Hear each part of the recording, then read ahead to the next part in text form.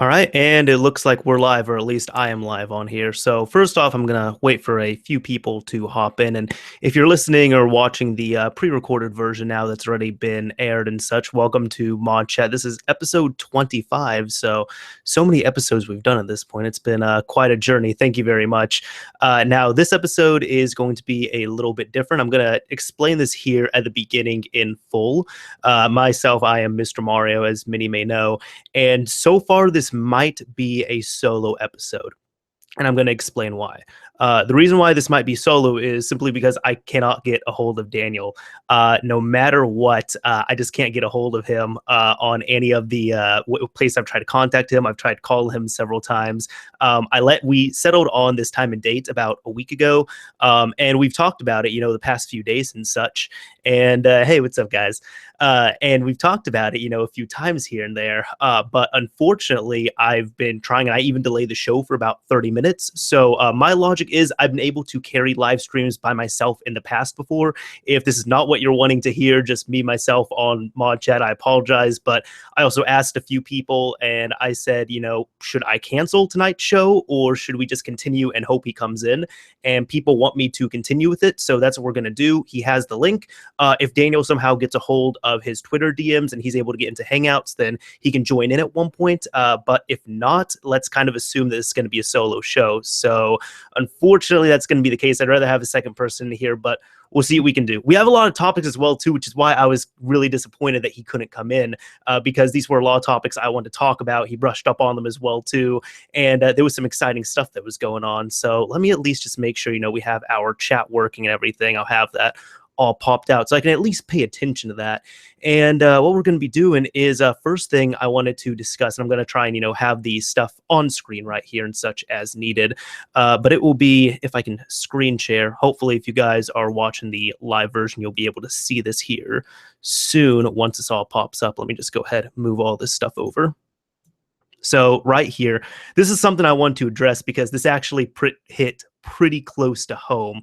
Now, there's this video on this link, and all these links are going to be down below in the description. But for anybody who wasn't aware, this happened the past day or two, so about January 20th, 21st.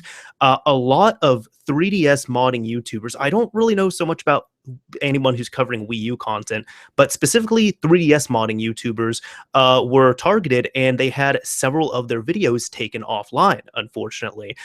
These were several tutorials and all that. I know this guy right here who made a really good video, TC Pixel, he really kept up to date with all the modding stuff, and I know there were a few other YouTubers. They're actually let me find the original comment right here so I don't mess up their names, but Dark Flare Games, Yakara Columbia, I believe that's how I say his name, Operation iDroid, and Mizumi.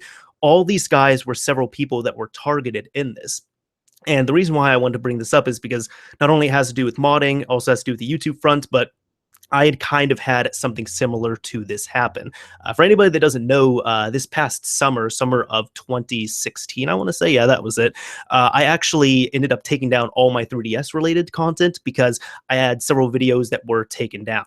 One of them was downgrading using a flash cart, and the other three were how to set up flash carts for the 3DS. At that point in time, there were all these videos that were being taken down and removed because they had 3DS and flash carts in the title, name, whatever it was. That's what was being covered.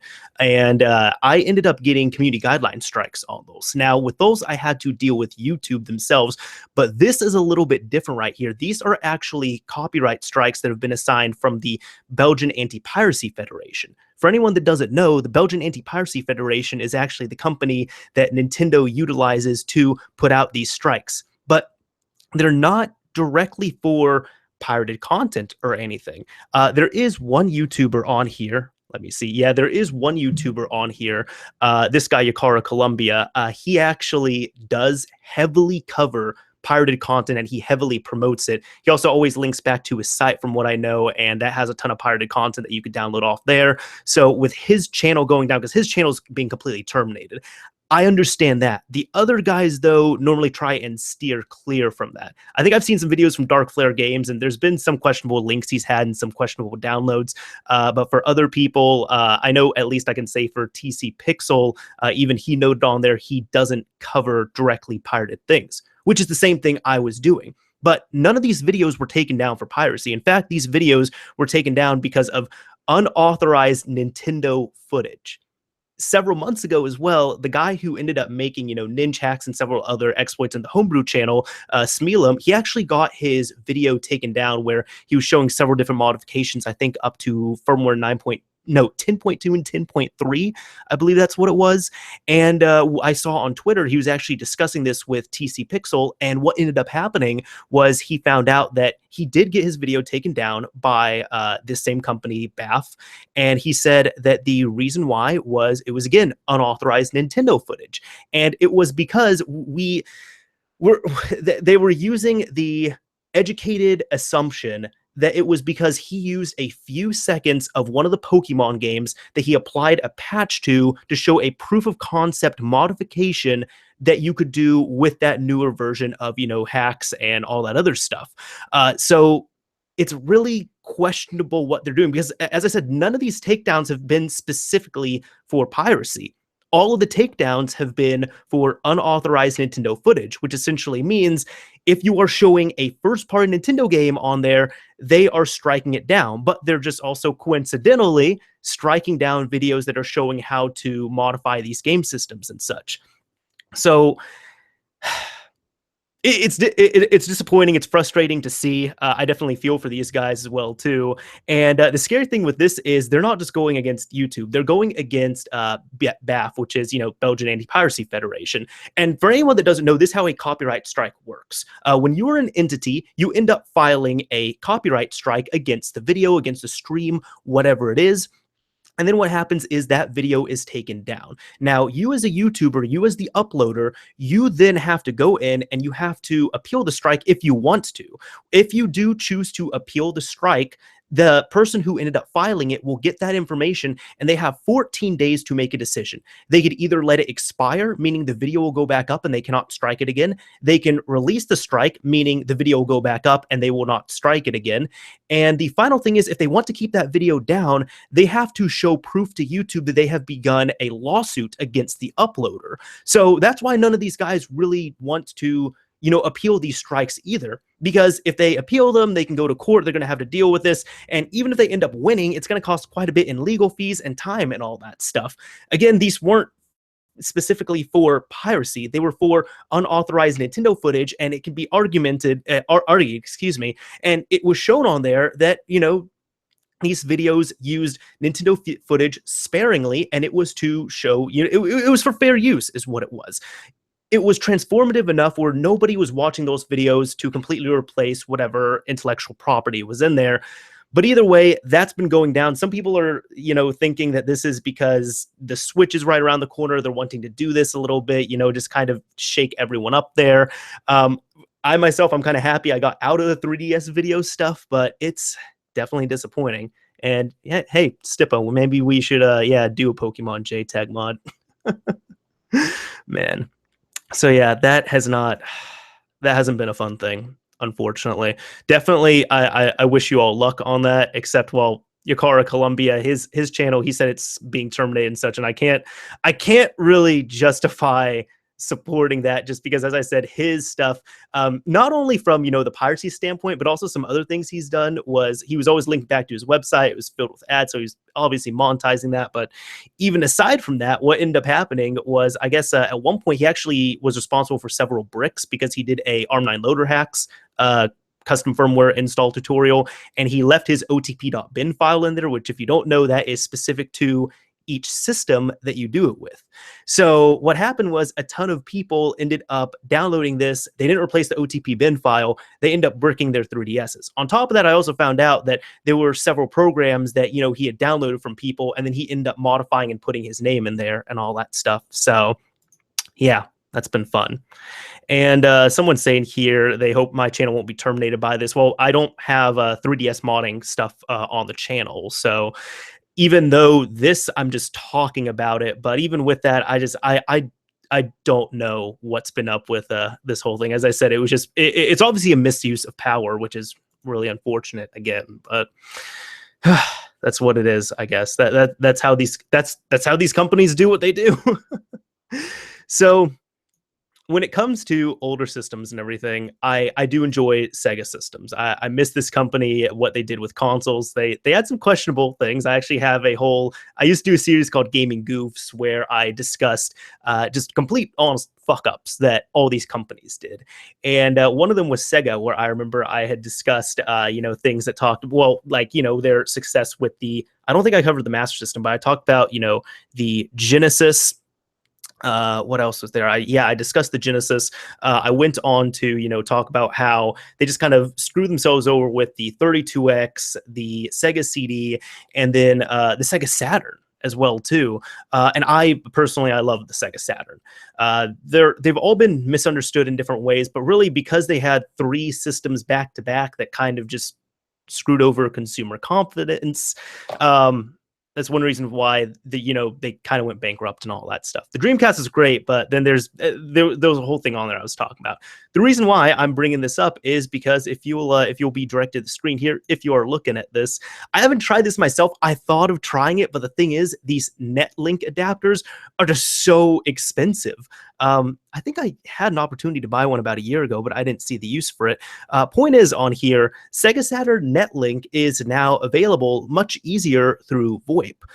Now, VoIP is voice over IP, and this originally started because of DreamPie, which I haven't covered before. But DreamPie essentially uses your Dreamcast dial-up modem and everything, or dial-up adapter on there, I guess you could say. I mix up the terminology a little bit because I was really young when I used dial-up, and then you end up using the Raspberry Pi to ensure, get your connection converted over from Ethernet back to something the Dreamcast can eat up, and then connect in and all that other fun stuff. And then you can play online. Well, somebody ended up doing that. Originally, this thread was about the DreamPie, from what I know, using it on the Sega Saturn. But now you can actually get Netlink through VoIP, and really you just need a few things. I thought this was fascinating because I like seeing this stuff revived.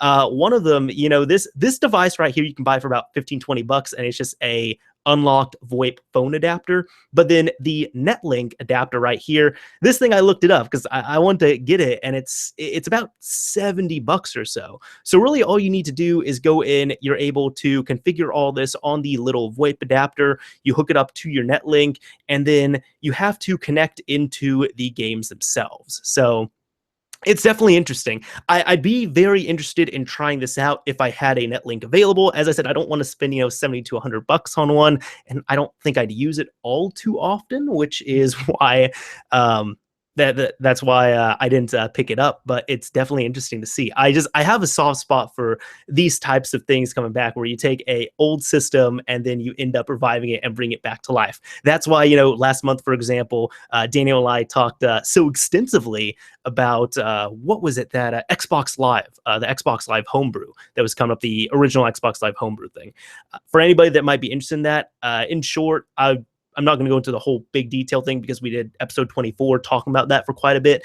But it's some people who are working on, at least one guy who is working on bringing a homebrewed version of the original Xbox Live back online, so you could play your original Xbox games on the Xbox and the Xbox 360, whether your system is modded or not.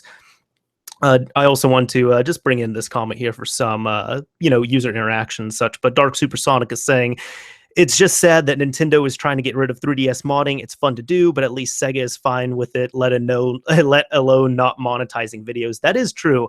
I think I've had a few videos content ID'd by Sega.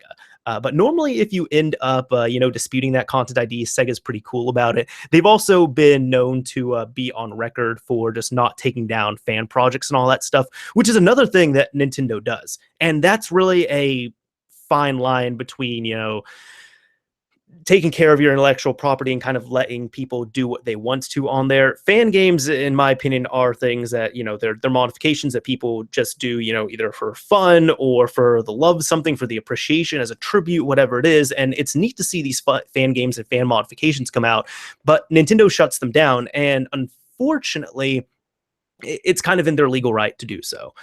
For anybody that doesn't know, the way that works is when you have a trademark, when you have protection on IP of some kind, not like internet protocol or, your IP address, but I'm talking about an intellectual property. For example, they have like Metroid, they took this down. I think it was like another Metroid 2 remake, something like that.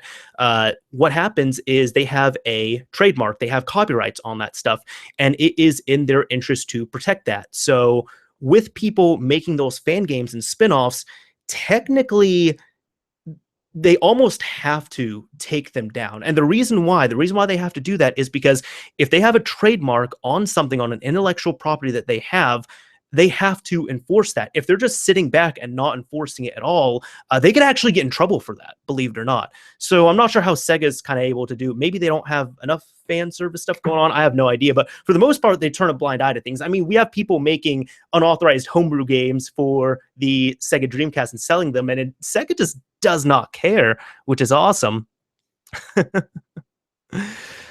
Oh, man. Yeah, I'm just looking at some of the comments here as well too and everything. And yeah, no, somebody's talking about PS4 save modding. We were actually going to be talking about this for a little bit. Let me bring up some of the other stuff here. If I'm a little bit unorganized, again, I apologize. It's because I've never done a solo episode of ModChat. I hope I never have to do one again. So Daniel, don't let me down on that, man. But no, speaking of that, with the PS4 save editor, that is actually another thing I wanted to cover on here. So in case anyone doesn't know, I don't believe this is out yet. To my knowledge, I don't believe it's out. But there are at least 2 parties from what I've seen on here, who are selling this PS4 save editor. Now, they're going to be available in March, from what I know. And one of them, this one right here, I think it's the equivalent of about $70 or so.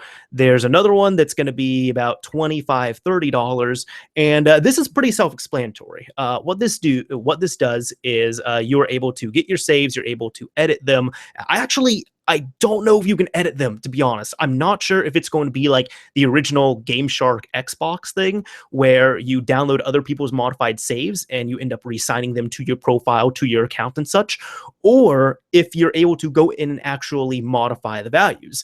So there's not too much to say about it. You're just able to, either download new saves or modify them and such. And thanks, Grim. I really appreciate the vote of confidence there. He's just saying that I'm doing great on this. But yeah, no, even right here, it's saying, for example, you'll be able to instantly acquire all this gil in Final Fantasy 15 or score, 999,999 gems in Gravity Rush 2. It's not entirely clear whether this kind of manipulation will help you unlock trophies, but seems like the sort of thing that Sony will attempt to ban. So this actually reminds me a lot of the original game save modding on the Xbox 360. What people were doing there was they were actually doing that not only for cheating purposes to, finish games and all that, but for achievements. And it actually used to be really easy to do so before they start banning people. But what you could actually do was there was 2 ways of cheating for trophies on there. Either one, you could download saves, re-sign them, and load them up. And when you load them up, it was right before the point you would get an actual achievement, so you'd pop that achievement. Or there were other saves where you could load it up and you do a certain thing in a game and it unlocks all of the trophies for you. And then, of course, you could modify the saves themselves either through external modding tools, or you can use Horizon, or I don't know the other ones. I mostly used Horizon. I think Modio, that was another big one. I was never a big fan of Modio, to be honest. So I don't know if this is going to be a true editor, if it's going to be somewhere to swap files, or it might be both. And let's see, Cedric here is saying, this is in regards to the PS4 save editor. On top of that, Sony learned from their PS3 mistakes. Well, maybe a bit, but what they've learned is the banning part of it. I've noticed it as of Sony is even banned your console for a refund. I'm not sure about that, honestly. I actually, Fuego, I did cover the Sega Saturn online. If you back up a little bit, if you back up a few minutes, I did, or you could just wait for this to, be live later on and such. And somebody's saying, so Abdul is saying that's like cheating yourself. Here's the thing. I enjoy cheating on games. Now, on my newer consoles, I have not done it, but I will say sometimes playing with cheats is pretty fun. The thing I tell people is one of my favorite times I played, actually not even one of my favorite playthrough of Halo 4 was I was playing it on one of my RGH systems. And I had a trainer for infinite ammo, infinite shield, one-shot kills. I know that seems kind of redundant on there. I think just it made me a god. It was complete god mode and didn't have to worry about ammo. And that was my favorite playthrough of Halo 4. Some people might say it was cheap, whatever it is. The reason why I say it was my favorite is actually because a lot of people say, for some reason with Halo, they say that, you have to play on heroic or legendary to really feel like a Spartan. But if you're a Spartan, if you're the Master Chief, you're not supposed to die.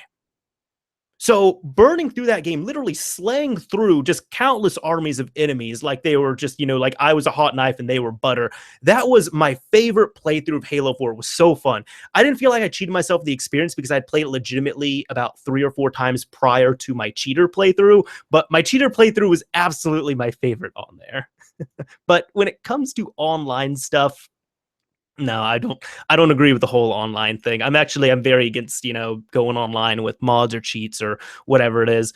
Some mods, like if it's a game-breaking mod, that's what I'm against. And if you do take it online, which I think I have done once or twice, keep it private. Like another time, I think the last time I ever got on GTA 4 online, I did play with one of my friends. We were in a private lobby, and we had a lot of fun with just all the different things on there. We were warping around. I was driving around with a toilet, and I also spawned a gigantic penis and balls on his character. So it was very fun. Let me see. So James is saying here, and hey, James, how's it going? He said that he got recon on Halo 3 with a game save program. Later that day was labeled a cheater on my profile. That's interesting that you were able to do that with a game save program. I don't know how that worked. I think one of the few games I know that relied on a game save for online play was Gears of War 3, which was not taken very well at all. And I will agree with you on that. I believe that COD mods ruined everything. I mean, even the last time I played COD 4 on the 360, you couldn't even get into a game without any type of mod. I didn't experience any, instant level 55 or instant, or was it? Yeah, it was 55, or instant prestige lobbies or anything. But like, you would get into a game and at minimum, it would have text flying on the side, be all like, go to this modding website right here. All that other fun stuff. So, yeah. And also, I'll say this. So Cedric is, he's saying secrets, and he's saying them on a live stream here. And I'm not sure if I won't repeat them, at least, so they're not, on record here. If you have any secrets you want to tell me, let me know on Twitter, and we can talk about that. But let's see, aside from that, I also did have another one on here. So there's this one, as I mentioned, this is the save editor that was on, I believe it's going to be on Play Asia, or it's going to be somewhere else. But there's also going to be an Exploder one that's coming up. And the Exploder one is $25.25, and that's on Exploder's website.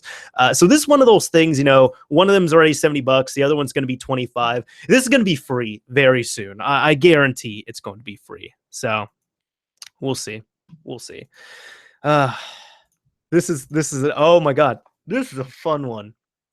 This is a fun one right here. So some people have mentioned dev kits and stuff. And for anybody that doesn't know, a dev kit is a console where you use that to develop games on there, whether it be like an Xbox 360 dev kit, you utilize that to develop your 360 games, a PS4 dev kit, you use that to develop your PlayStation 4 games. And most of the time they just look like extremely beefy consoles, right? Like the 360 ones do, I'd say the PS1, the PS2 ones do as well. But like the PS3, if you've ever seen a dev kit, it looks like a server. It's crazy. It's like a 1U rack mount server type thing. It's hilarious to see. It is a monstrosity. And then even the original Xbox dev kits. This is what this is going to be talking about right here. The original Xbox dev kits just look like beefy crystal Xboxes. They looked really awesome. I'd love to get a hold of one sometime, to be honest, because they look really neat and they're a nice piece to have. Also cool to play around with them and such. The nice thing is with those as well too, you can actually play several developer only games that you can't play on a soft modded Xbox. One of the main reasons being is that not only they are signed for dev consoles, but dev consoles are actually much beefier than a original Xbox console because you need all that other fun stuff on there. So mainly the RAM upgrade and such. But one thing we're going to be talking about right here is, I'll show it on screen. I'll discuss it as well too at the same time, right? So right here, what you're looking at, this is a gutted Original Xbox Alpha Dev Kit. Original Xbox Alpha Dev Kit, right? Now, I just mentioned the original Xbox was their dev kits looked like, beefier original Xbox consoles, the retail ones. These ones, when they didn't know what the hell they were doing, they ended up putting out these. They ended up sending these alpha kits to developers, which just look like giant computers. Right, that's all they look like. They look like giant computers. They're actually ATX towers, and they have all the parts in there, and then they have, all their custom software and all that stuff. This isn't abnormal for Microsoft. It's not. On the Xbox 360, before they had official dev kits, they were using Power Mac G5s. On the Xbox One, they were using these big ass server looking things to develop games before they end up creating the Xbox One dev kits, aka the Xbox One, because you can convert a retail system into a dev kit if you so wants to. Now, people are saying, wow, right? This looks cool, doesn't it? This person, what they did, they posted this on PC Master Race, and people just ended up going nuts because this kid, I'm assuming he's a kid probably in high school or something, he had one of these in his house, right? I guess his dad had bought it from someone at a garage sale, and this person had worked at Microsoft, and it just sat under their desk for a while. And he took all the parts out, and he built a subpar PC in there. Let me see if I can find the specs on this. Let me look up specs if I can. No, I'm looking in the wrong thing here. Uh, Maybe if I, especially, well, I can't find this. All I know is with the specs, I looked at them. It was like an i3 processor and some other stuff that was like, a sub $300-400 PC. Now, what ended up happening is people started freaking out on this guy, right? Because there were two people right here. I'm trying to look through the what is it? I'm trying to look through this stuff to find, the original things on it. The problem is he also got downvoted heavily.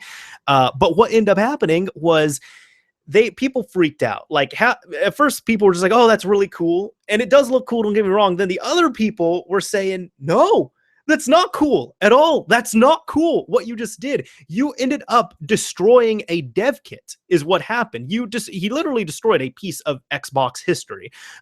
Before people start getting their pitchforks out and everything, I'm going to explain the rest of this. But from what we know, I guess with the history of it, by the time this thing had left Microsoft, it was wiped. The original Xbox Alpha recoveries were wiped off it. It was running Windows 2000, and then it was sold off to this guy. And it was a computer running Windows 2000 is what I'm trying to say. But even so, because of that, even if it was a blank hard drive, this still would have been worth so much more than just having that PC, than using it as a PC case for a $350 gaming PC.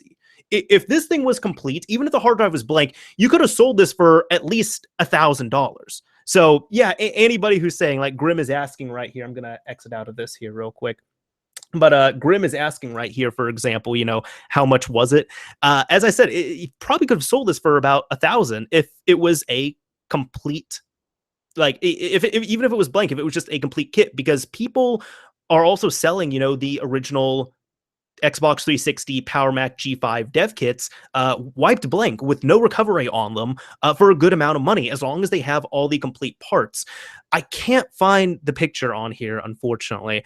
But people were asking, they were like, what do you do with the hard drive? And he was trying to say that it was, it was blank. And the thing is, too, if you hook this up to a computer, we now know it's blank, but if you hook it up to a computer, because of the Xbox file system, it's going to show up as blank. It's going to ask you to format it. On top of that as well, too, when he showed the parts, he put all the parts on carpet. Like I don't have any carpet I can grab here, unfortunately, but he took all the parts, he put them on carpet, took a picture and said, look, guys, all the parts are here. He was also saying the value didn't matter to him. It didn't matter. But the point is, people were saying, as I just said, if he sold this computer blank complete, this dev kit here, blank and complete, he could have gotten much more money and built himself a much nicer PC with a better case, something that wouldn't have been destroyed and gutted like this right here. But his reasoning for this was he didn't feel like buying a case, and he had this original Xbox Alpha dev kit sitting around his house.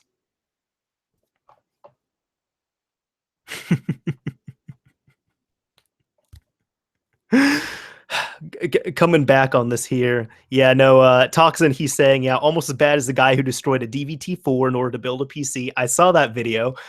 For anybody who doesn't know, the DVT4 is the original Xbox dev kit. And there's a video where this guy he takes one and he completely cuts it, guts it open, everything, and smushes a PC into it. This PC right here, this one I'm talking about, this original Xbox Alpha Dev Kit, at least this kid can take out all the parts and put the old ones back in there. It hasn't been completely destroyed. Cedric's also saying almost as bad as the guy trying to sell a Xbox One dev kit on eBay before the Xbox One release, then got locked up and swatted by Microsoft. Man, there was so much behind that too. I believe who is Day, that was it, or Super Day, that was his name. Yeah, no, for anybody that doesn't know, this guy, it wasn't just, it was him and his team. They ran something called Xbox Underground. And it wasn't only that, it wasn't limited to just rebuilding a dev kit. The reason why he did get locked up was because he and his team were actually going in. They were hacking into different game companies, stealing things. Like he had stolen Gears of War. I don't know if he or I think his accomplices, they stole Gears of War 3 builds before they came out. They stole Gears of War 3 source code. They also stole, what was it? All the stuff for the, allegedly the PS4 stuff, from what I saw when I was following the whole story years ago. Xbox stuff as well too, so they were able to rebuild an Xbox One dev kit. What else was on there? Oh, they actually physically broke into a Microsoft place and were able to steal Xbox One stuff prior to the release. So all this stuff I'm saying, not good stuff. There was a reason why. Like they didn't just get locked up for playing video games. They were doing some real felony illegal shit right here, man. Oh man. And yeah, this actually one thing I wanted to mention. This gentleman Fuego here just said that Wii U dev kit was supposed to be $3,000. That is true. I've never truly priced out a Wii U dev kit, to be honest. Nintendo Switch dev kit supposedly $500. That's excellent, especially due to the fact that a retail Switch is $300. It's funny because when this was announced, I saw a lot of people saying, "Oh, I'm gonna get a Switch dev kit. You know what? Screw the retail version. I'm gonna get the Switch one." And a lot of people had to calm these guys down because like, hold on. First off, if you're getting a dev kit, it's not going to run your games. You're going to buy a game from Walmart. It's not going to run it because those games are retail signed. You need dev signed games. On top of that, you're also going to need to join a developer program. You're probably going to have to sign an NDA, and then you get your stuff and you have to, prove you're developing games and all that stuff. But I'm definitely extremely open to that. I don't know how. No, PS4 does have, if you're from Sony, they do have their own dev kits. But I know with Xbox One also, for example, you can convert your retail systems to dev kits. You can also get a dev kit straight up from Microsoft. But I do like this approach. It's more economical. It's cheaper from what we're seeing here. And it's just more developer friendly. Nintendo is really doing as much as they can to just pull in people to the Switch. You saw they've been advertising well. They advertised for it during the Super Bowl. They've been apparently John Cena. He's going to be advertising it in the US. Like I'm looking at what Nintendo's doing, and I'm like, man, I'm so proud of Nintendo for what they're doing with the Switch right now. And by the way, actually, I do have the thing on pre-order and everything, but I also end up pre-ordering Super Bomberman R. So I have something to play, quickly if I don't feel like, really getting into the Zelda mindset. So the only two games I have pre-order right now are Super Bomberman R and Zelda Breath of the Wild. So I am excited about it. We'll definitely see. I did a video addressing it too, and honestly, even though the launch is looking weak, really what they should do is they need to focus on having a kick-ass first year and an even better second year in terms of software and support. The launch is not really going to matter, because on all my other systems, I really don't care about the launch games at this point. I really don't. Those aren't memorable to me. Okay, Switch Talk. Switch Talk is fun, man. I do enjoy Switch Talk. I'll say that. But anyways, let's see what else we're talking about here. Maybe since we got some PS4 people in here, maybe we could address this a little bit. So there's been at least evidence shown of a 4.05 PS4 hack or modification that's gone around, and let me at least show this on here. This is from wololo.net. It's always fun to say. And this is rumors of a PS4 4.5 hack. PS4, the 4.5 firmware is, what is it? It's in beta right now. I don't have it, and I kind of wish I had it, to be honest, but I don't have it, is what I'm saying, so I can't play around with it. But the rumors of a PS 4.5 PS4 4.5 hack going around.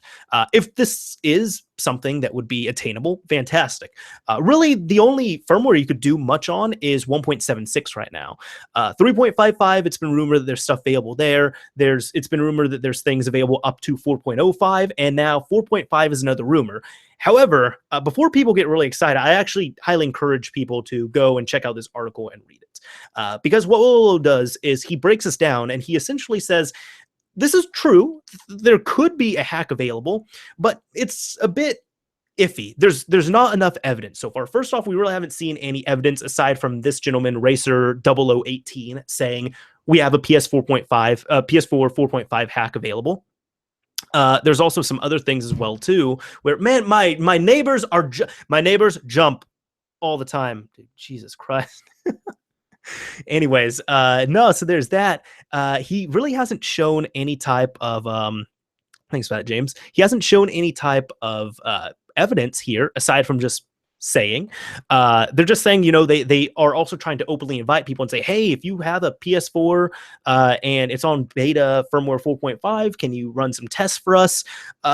He was also saying that normally these modding and hacking groups don't really rip everything open. So this is also another thing. And then he's even saying in there, for anybody that helps them out, you'll get access to a private server that has, upcoming things for the Wii U, the PS4, the Xbox One.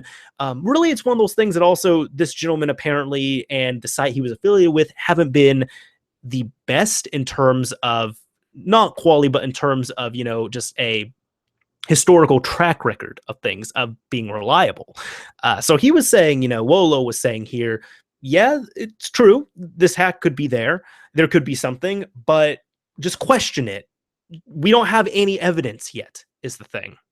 So, yeah. And let me, you know what? Because Grimdo's excited. I'll even mention this because we're talking about all the PS4 stuff here. This has actually been covered, actually. I think in a previous episode of ModChat, we did show, we showed real-time modding. That's it. It wasn't a mod menu. We showed real-time modding being done on Grand Theft Auto 5 for the PlayStation 4 on firmware 1.76. There's a gentleman named Too Much For You. That's number 2 and number 4. There's a guy named Too Much For You, and he actually ended up releasing a basic Grand Theft Auto 5 mod menu. It only works on firmware 1.76. You have to run the exploits on the console to get it to work, and it only works on the base version. So Grand Theft Auto 5 1.0, no patches on it. It's more than a proof of concept. It's an actual working mod menu, and from what I've seen, it works well. But it's not super extensive, and it's kind of put out there. It's like, hey, this is possible on the PS4 on 1.76. We got it, but what's the stipulation? You got to have a PS4 on firmware 1.76. And this doesn't work on any of the other updates of Grand Theft Auto 5. But it's definitely awesome that this is available there. I'm not knocking that at all. And yeah.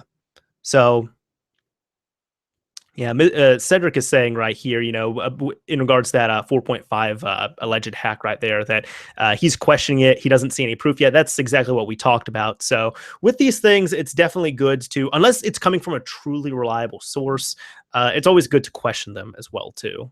So, yeah, all that fun stuff.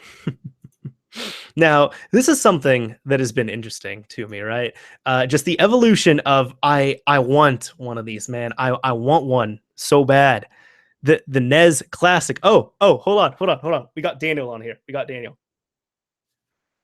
Hello?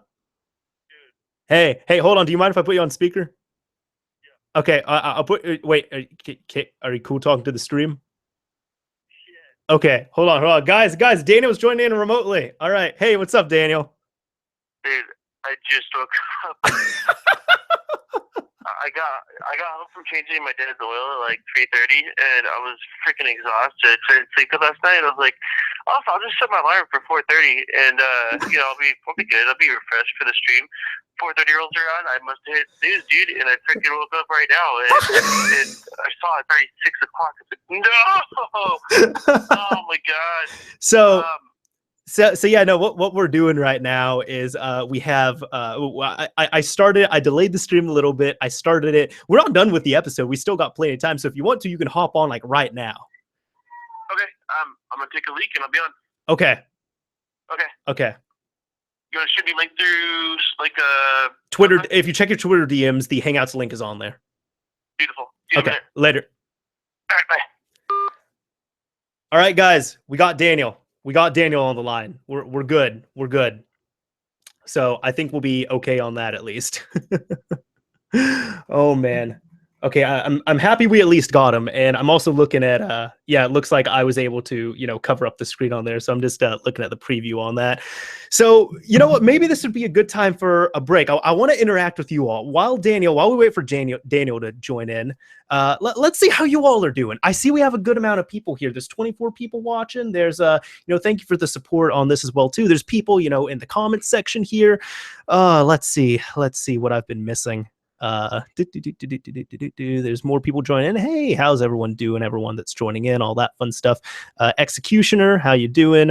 PSPVN, aka XEDK, how you doing, man?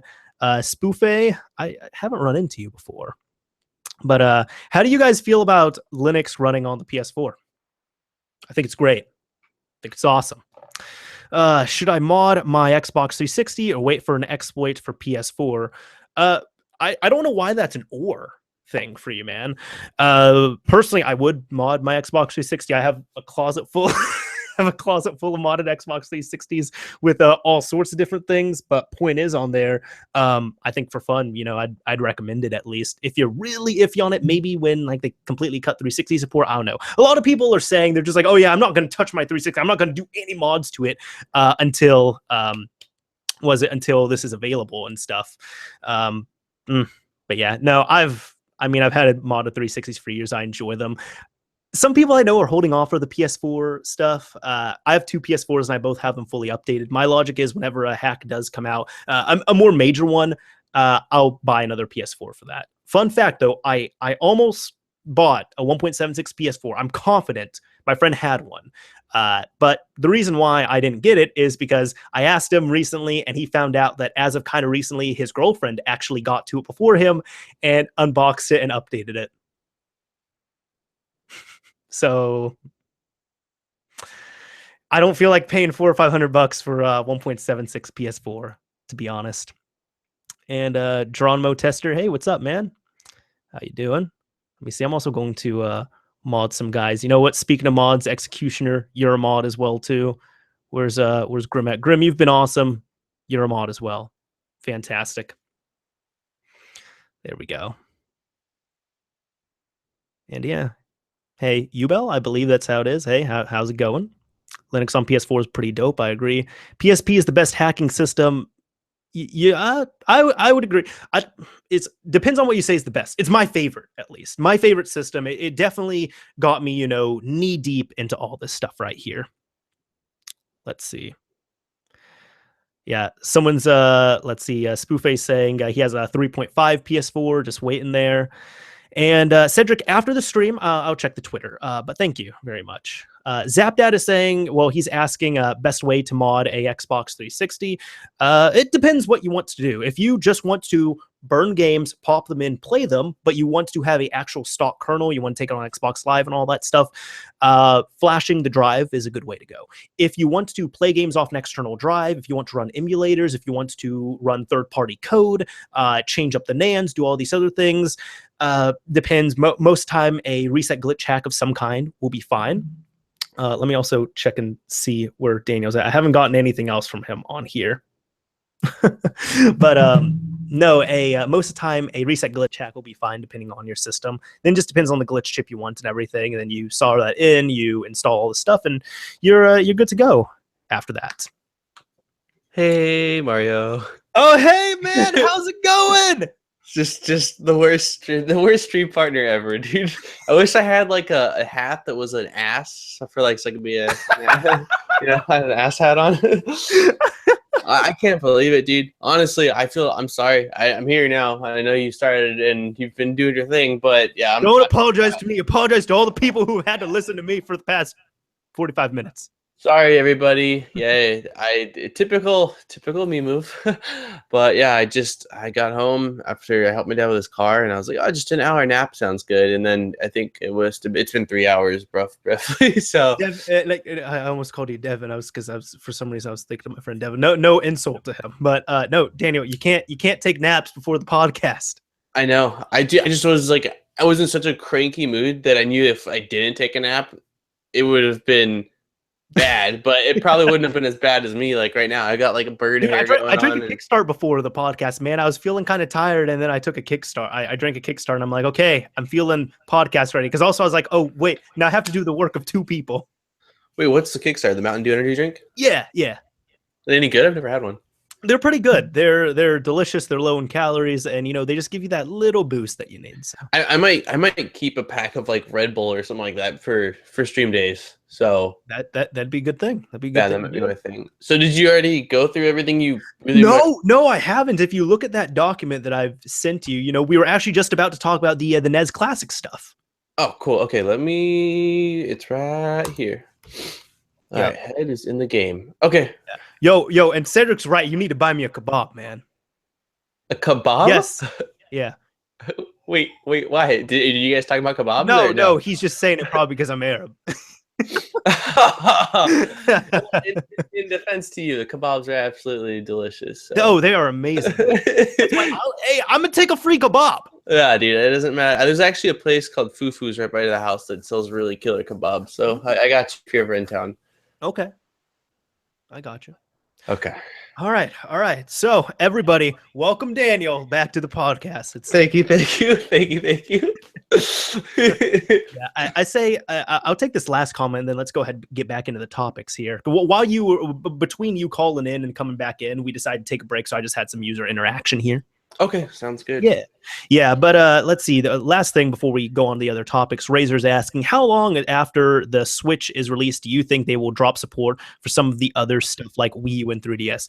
Wii U, I think, is going to be within 6 months, guaranteed. Like, well, not okay. 6 months they're going to be cutting stuff, and then probably within a year or two, they're going to cut online for the Wii U.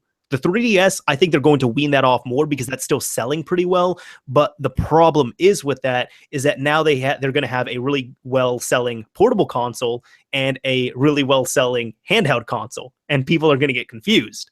You think that within 6 months to a year they're going to completely cut off the online for the Wii U that quick? Yeah, I mean, I've seen it on one game, for example, Devil's Third. That game, it was completely shunned by Nintendo. Like, it released in Japan, it released in Europe. It was reluctantly released in the US because the game was so bad that Nintendo was ashamed of it. And within a year, they cut online support for it. Like, you can't play multiplayer on it. Damn, because I thought that they'd at least keep it and try to dump them like all the leftover stock for Christmas of this year or something like that. That's what I was thinking too, but now people are saying, so even Pro Gamer here is saying that they did dump it. They're saying that, well, at least, okay, Zelda's going to be the last first party title for the Wii U, which essentially is kind of like the swan song on there. Yeah. But no, when it comes down to it, it's like people have been, because the Wii U's been discontinued, people are saying, oh, hey, let me pick up a Wii U now. And for some reason, it's really hard to find Wii U's at stores. Like, people are having difficulty finding them in stock. That's shitty. It'd be cool if they somehow had I doubt they will, but like a trade-up program. I mean, GameStop will probably have something, but people that have the Wii U, they don't really use the Wii U that want the Switch if they somehow, like, helped you get it. But I doubt they'll do that, at least not through Nintendo directly. Mm-hmm. Because I know that Xbox was doing something like that for a while with the Xbox One. My brother went to the Microsoft store and they gave him a couple $100 for his 360 on like towards an Xbox One. That's because also they were wanting to. I mean, they want people to upgrade and all that stuff, but also, I mean, like, especially with the Xbox One, they kind of had to do that because of because of the horrible rap it was getting. Yeah, it's true. At the beginning, it was terrible. I mean, oh yeah, no, it was really bad. Oh, God. Amazing that they've been able to turn it around so well, but even so, some of the decisions they have now are questionable, but it's at least much better than the 24-hour suicide watch thing they had. So, yeah. At least the system now is just kind of like, I mean, a system. There's still a lot of people that play it. I know personally a couple people that are like, yeah, I love my Xbox One, but I don't get it. But that's self. I don't even. I'll be straight up with everyone. I don't even like the Xbox One that much. I just don't Yeah. like it all that much. It sits here. It takes up space on my desk. I occasionally use it. Like I use it more for Netflix at this point because it's honestly my best Netflix machine that I have. But aside from that, I really don't like the games that are third party on there. They play inferior compared to other systems.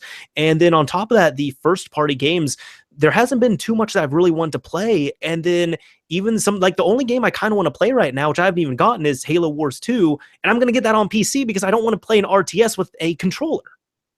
I didn't know it was PC and console. I didn't know it was coming out on PC and console. Yeah. No, Halo Wars 2 is coming out on both because most games are going to come out on both systems now. Now they have Microsoft exclusives, no longer console exclusives. But then also the big thing is, which this is a big deal for me, I liked the first Halo Wars, but I didn't finish it because I didn't want to play it with a controller. They actually did Halo Wars Remastered, and you can get it on PC. So now I can play both Halo Wars games with a keyboard and mouse. So there's no reason to get it on. I mean, unless you don't have PC. But if you have PC as well, then like you said, for real-time strategy games, you definitely, I would say it's much easier to play with a mouse and keyboard than a controller. Absolutely. Plus, it feels way more natural, I would imagine. It probably feels pretty funky playing it with a controller. Yeah. Huh. Yeah, I don't know. Here it's pretty much just the YouTube and Twitch streaming device. That's like what it is. But that's kind of sad that you'd spend that much on something just to watch. There's a lot of better options for streaming, basically, if that's all you're going to do with it. Exactly. But yeah, it's primarily what it is here, really. So yeah. Anyways, do you want to you want to take this topic here, the NES Classic? So from what I saw, guy I look like on Instagram that is able to run. He runs Super Mario 64 off of his NES Classic, and I don't know if there's. Do you know? Have you seen a guide or documentation on how to get them going? Actually, yeah. So Hackchi 2.12 just came out, and now it integrates RetroArch into the system. So now any consoles that you can play on RetroArch, you can play on the NES Classic. Are they good? Depends on some.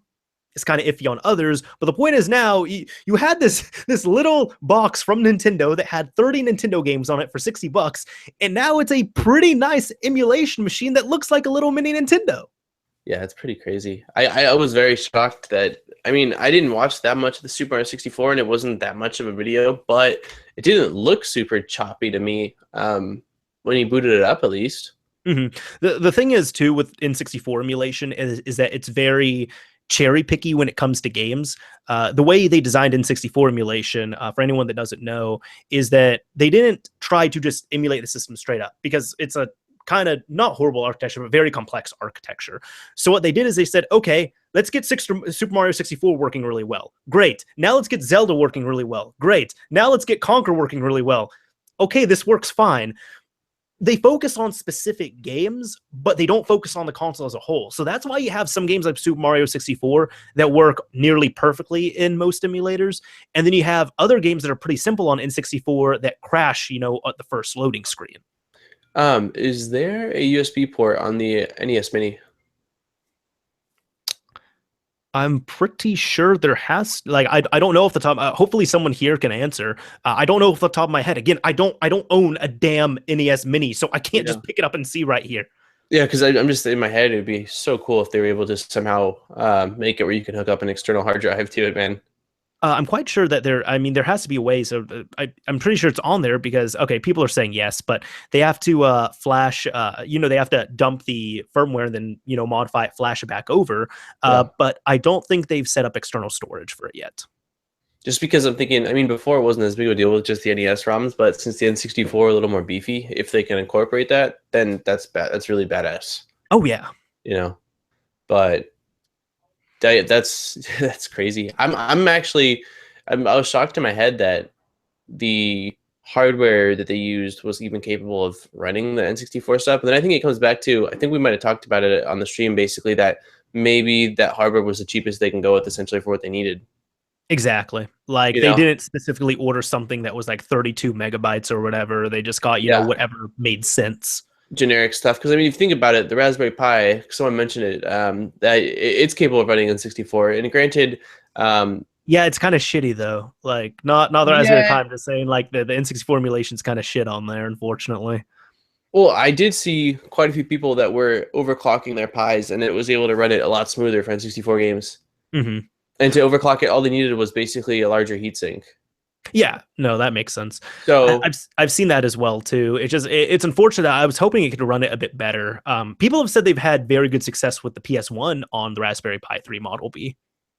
yeah, I haven't tried. Well, because you tried Pi 3, right? That's what you were. That's Pi what 3 you Model used. B, yeah. Yep. Okay, that's the latest, at least in terms of the CPU power and stuff like that. Mm-hmm.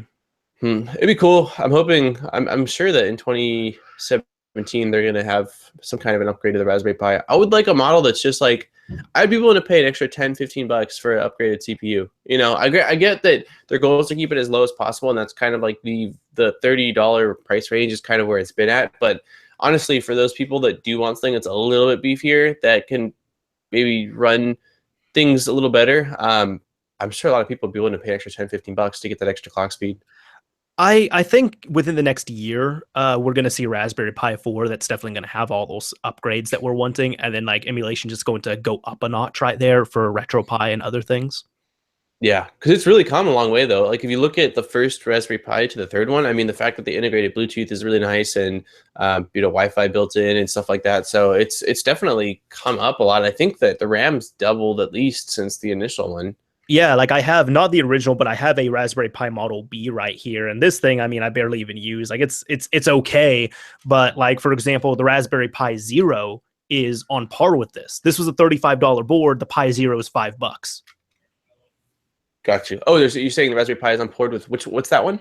The original one is on par, or Pi maybe Zero. even a little less than the Zero. Got you. Yeah, I was very interested in getting my hands on a Zero actually for a couple of just fun projects. I wanted to work on because there's Adafruit has a really cool, it's like a portable retro console that runs RetroPie, but it was really hard to get your hands on one for a very long time. They were sold out, and I think it's still limited to just one per customer through Adafruit's website. So, do you know what it's called? What? The device that you're talking about. Do you know? Yeah. It's called the Pi. I think it's called Pi Girl Zero. Pi Girl Zero, isn't that just the like the Raspberry Pi that you take, well, the Pi Zero that you take, and then you end up putting it into like a makeshift Game Boy? Yeah, it's like an emulation. Watch. This is it, right? I got a picture of it at least for you. Kind of a shitty picture though. Yeah, it's basically it uses a combination of the Pi Zero with I think it's just like a 2.5-inch LCD screen, and the rest of it's like 3D printed. The buttons are 3D printed in flexible filament, and then the shell's 3D printed in regular plastic. But it's really clean looking. And where did I post it? Just like in the chat, maybe. Yeah, I guess you could put it in the chat, or you could screen share it if you want to, and I could just make your screen the main thing. Oh yeah, I'll do that real quick. Okay. And by the way, for other people who are saying that it's like it might be better to get a Raspberry Pi or something as opposed to a NES Classic, I could understand that. However, it's just having that aesthetic of the NES Classic, and just the idea of being able to do that is really awesome. So I'm one of those people. I'd rather just have both, I guess. 1 second, Adafruit. I want to look if I can see the.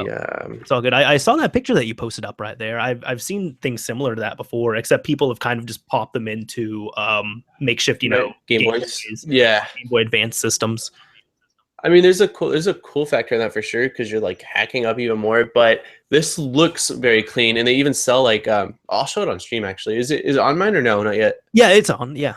Okay, yeah, because they even sell like so basically behind the, I guess that it's D-pad essentially, and the buttons right here, they sell this little PCB right here, and so you literally install like, they're called like tactile switches, and they sit very nicely behind this on little there's like little standoffs inside here that basically you mount this to, one on both sides, and it's just really clean clean looking. If you want to make something, I guess, that's got a little bit more of a I guess community behind it, essentially. I don't know, like, I mean, again, this is more like Adafruit is, they're in the business of making money. So it's definitely a commercial thing, and they, you know, give you all the tools for it, but it is still open source. They give you all the files.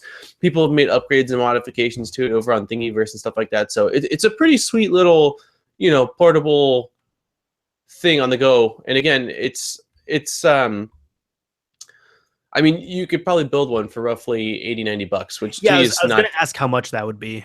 Yeah, I would say, well, maybe I'm thinking $5 for the Pi Zero. The plastic, if you have a 3D printer, the plastic and stuff's not that expensive, but you do need flexible ones. But I mean, material wise, we're talking $2 in plastic maybe. Then you need two of these for $250. You're up to $15. The lithium battery, you're up to, I mean, the screen is probably the most expensive thing. The TFT touchscreen. That screen is probably, I think they have a little thing right here. Maybe $50, man. Like, let me see. Here's a screen right here, actually. Yeah, $25 for the screen. So maybe yeah, I don't know. All in all, maybe like $70. You really don't need a Wi-Fi. Oh yeah, you do need a Wi-Fi adapter. So yeah, I haven't done the the whole bill of material. Bill log of it. It's right here, and it's really not that intense. Tactile switches are nothing. You can get a 2000 milliamp battery pretty much anywhere. Someone's asking about this, but the Game Boy Zero. Have you looked into that at all? Somebody's saying to look into the Game Boy Zero as opposed to the Pi Girl Zero. I mean, there's another Pi Girl Zero that's the original one, but let me see the Game Boy Zero. Pseudomod Raspberry. GBA Zero build. I think this is what I was thinking of when I had seen these before. Huh, so they just basically hack it. Wow, this looks it looks relatively clean. I mean, that's a fucking nightmare, dude. No, that's daunting, man. But I mean, it looks so cool to do. Yeah, from the outside it's really, really clean, but I'm just seeing like, see, this is what gets me excited. So they use, it looks like the factory boards, they just wired up. And then I'm sure they definitely replaced. Well, I mean, because it was LCD backlit, they replaced the screen on there, and then they have, because I could see they have the custom screen, but they use the factory boards at least for the buttons and all that stuff. Then the Pi is in there, the battery they end up adding in, and then I'm not sure what those other two boards are. Wait, which ones? The ones on the side with the Pi built in. Oh, these guys. Yeah, I don't know what those are. One of these boards is a charging board to charge the lithium-ion battery. Okay. I don't know which one. Maybe that one on the backside. I can't really tell, but you've got to have one that you plug the USB into, and then perhaps the other one is, I don't know, because that's the driver board for the display. Yeah, I don't know. I mean, again, they did a really, like, when you look at the outside of it, you're like, wow, that looks really clean. And then, I mean, they've got a little slot for the micro SD card, which is also really cool. Oh my God, yes, they do. Okay, because I was about to ask about that. That's so cool. Yeah, and it looks like they filled the, oh no, I can't tell if the cartridge slot's still there or if they filled it. It kind of looks like they filled it, right? It looks, yeah, I think that's gone. That looks like a custom back. Okay. I got the sticker on, but the inside, man. The inside looks super, like, I bet you fitting this together, like actually fitting it is such a bitch, like, to make sure that the cables are, When I done a modification where it was a Sega Nomad where I replaced the screen on there with the LCD one, that was kind of a bitch to like squeeze in and put back together, but oh man, it looks beautiful. I didn't know, did you make a video on that? I did. Yeah, I didn't do a tutorial, but I made a video at least showcasing the modification and everything. Here's also, just real quick, since we're on this for 2 more seconds, there's okay. Oh wait, I looked at the wrong one. It's not Pi Girl Zero. It's just regular Pi Girl. Yeah, the regular Pi Girl uses the full size. I guess it's a 2. It uses the full size Raspberry Pi 3. Oh, and it's a little more looking like the Game Boy. I would rather have that. Yeah, I would too, for sure. The only reason why I was looking at the other one was because it uses the Pi Zero, which is a lot cheaper. I mean, a lot cheaper. It's $30 cheaper, which I guess if you look in the grand scheme of it, that's kind of a huge difference. But recently, I think that within the past year, I ended up buying, what was it? I bought like 4 or 5 Raspberry Pi Zeros because my local store is selling them for $1. What? Yeah. Why are these, dude? You can sell them on eBay. Sell them for $4, so I undercut all the competition. No, I think I have 2 of them, and then I gave some others to friends because it's, just $1. But it's funny because now all of a sudden when I get emails, it's just like, hey, Pi Zero on sale. And I'm like, oh, wait a minute, $5. I'm like, God damn it. Because I bet they clearance them down to $1 because nobody was buying them and they saw people actually wanted them. So now they're never going to sell them for $1 again. Yeah, wait, did it turn off my screen share or no? I can't really tell. Did turn off your screen share. Okay. Yeah, yeah, don't worry, you're poor now. It's cool. All right, cool. I'm just like here. Turn off screen share. My shirt's off. I'm like, is screen share off? No, there, because on eBay, since again, it might have lifted since, but I mean, just a month or so ago, they had it limited to just basically 1 purchase per customer everywhere. Like, I mean, pretty much everywhere I saw that was where it was at. And on eBay, there was people selling them in bundles of like 3 or 4, and they would charge like $10 a pop or something like that, and they were selling like crazy, dude. Like for selling the Pi Zeros. For the Pi Zeros. Okay, gotcha. Yeah, I know. If I had them for $1, dude, I would have bought every single one and just scaled them up. And I had to keep going back in though because it was only 1 per household. Oh, it was. Yeah. Okay. So that's why there were some times like, I've done that with other things as well too. And actually what I've done is like, I'll do an order online and pick it up at store and I'll buy that. And then I'll buy another one while I'm at the store. Nice. So nice. I get 2 in one go. Cause recently the Pi 3 Model B was on sale for 30 as opposed to 35. So I ended up picking up a few of them that way. What do you have locally that sells stuff like that, dude? Micro Center. Oh, got you. Yeah, okay. That's a place I go to. It's close enough where I can justify going there. Yeah, there's one out. Oh, when I say out here, it's about a 45-minute drive. I've only been there like once, but I need to go there because I have Fry's Electronics that's a little bit closer. Do you have Fry's out there? No, I want Fry's. I've never been to a Fry's. You tell me to go to Fry's. Other people tell me to go to Fry's. Johnny told me to go to Fry's. I don't have a fucking Fry's here. Yeah, dude, Fry's is like it's pretty much like Legoland, but for nerds, dude. It's just got like aisles of cases and motherboard galore. It's beautiful. I used to go there and just look around. Fry's have a different theme as well too for the store. I know that the one that I go to that's in Anaheim is definitely really spaceshipy themed, and the other one that I have in City of Industry, I feel like it's kind of almost it's got a lot of gears. Like it feels more steampunky than the other one. I don't really know. I've never really paid attention. They're very dramatic stores though. Like they are very like literally the one you walk into has like a whole front cockpit of a spaceship, and it's got all the screens set up like if you were doing some kind of simulator essentially inside of the cockpit of the spaceship. You said that was in Anaheim?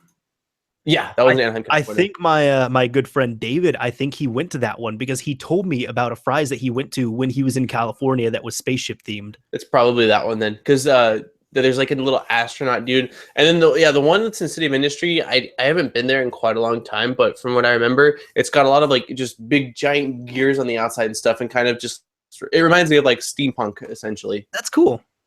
It is really cool, dude, and they've got a like. If I want to see something computer related and test it out in person, or if I need something like right away, that's pretty much my go-to. Like I'll get sometimes cases there because you could find like clearance cases from last gen or something like that for like, I think the one I got right here was from there and it was like $35. So it's really cool, dude. Even if you just go there to look around, for anyone that's kind of like geeky or into tech or stuff like that, it's definitely it's a pretty cool store. If you're ever out this way, definitely put that on your little stop list or something. I need to go there. I know if the Micro Center, it's just they have like an old school like 80s tech aesthetic, and they have like the typical like black shirt, black slacks, white button up long sleeve shirt with a tie thing going on.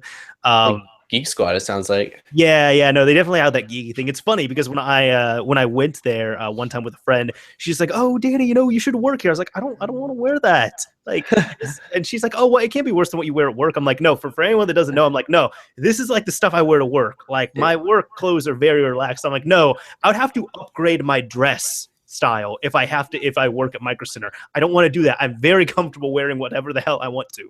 Yeah, that's actually I applied at Geek Squad at one time, and when I was with one of my girlfriends, she had a family member that worked at Best Buy that said that they're always hiring Geek Squad and that she can put in a word for me.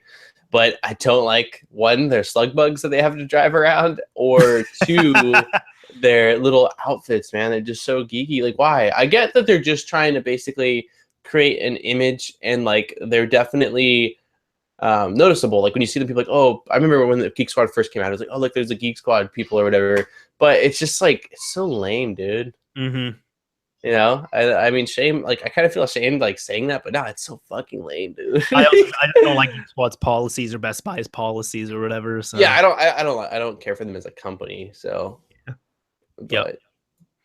Anyways, next topic. Yeah, dude. All right, I can scoop this one up here if you don't mind. So, Daniel, are you aware of the Virtual Console that Nintendo's had on several systems? As in, like, how they have it on the 3DS and stuff like that, too? Yeah, where you could go and you can, go onto the eShop and you can download all these fun old Nintendo and sometimes Super Nintendo and N64 games and all that stuff. Yeah, I actually did. I downloaded an NES game on my 3DS when I first bought it. I don't remember which one, but yeah, in a sense, I'm familiar with it. You basically are just paying for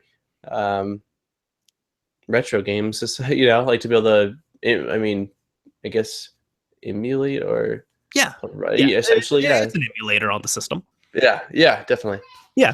So what ended up happening is somebody ended up they got the original Wii Virtual Console version of Super Mario Bros. Everyone knows about this game. Everyone knows about the original Nintendo, all that fun stuff. And somebody ended up ripping this game apart, and they saw that this is actually the version that you go and you purchase legally through the Wii Virtual Console marketplace is actually a pirated version of the ROM that's been circulating on the internet for years.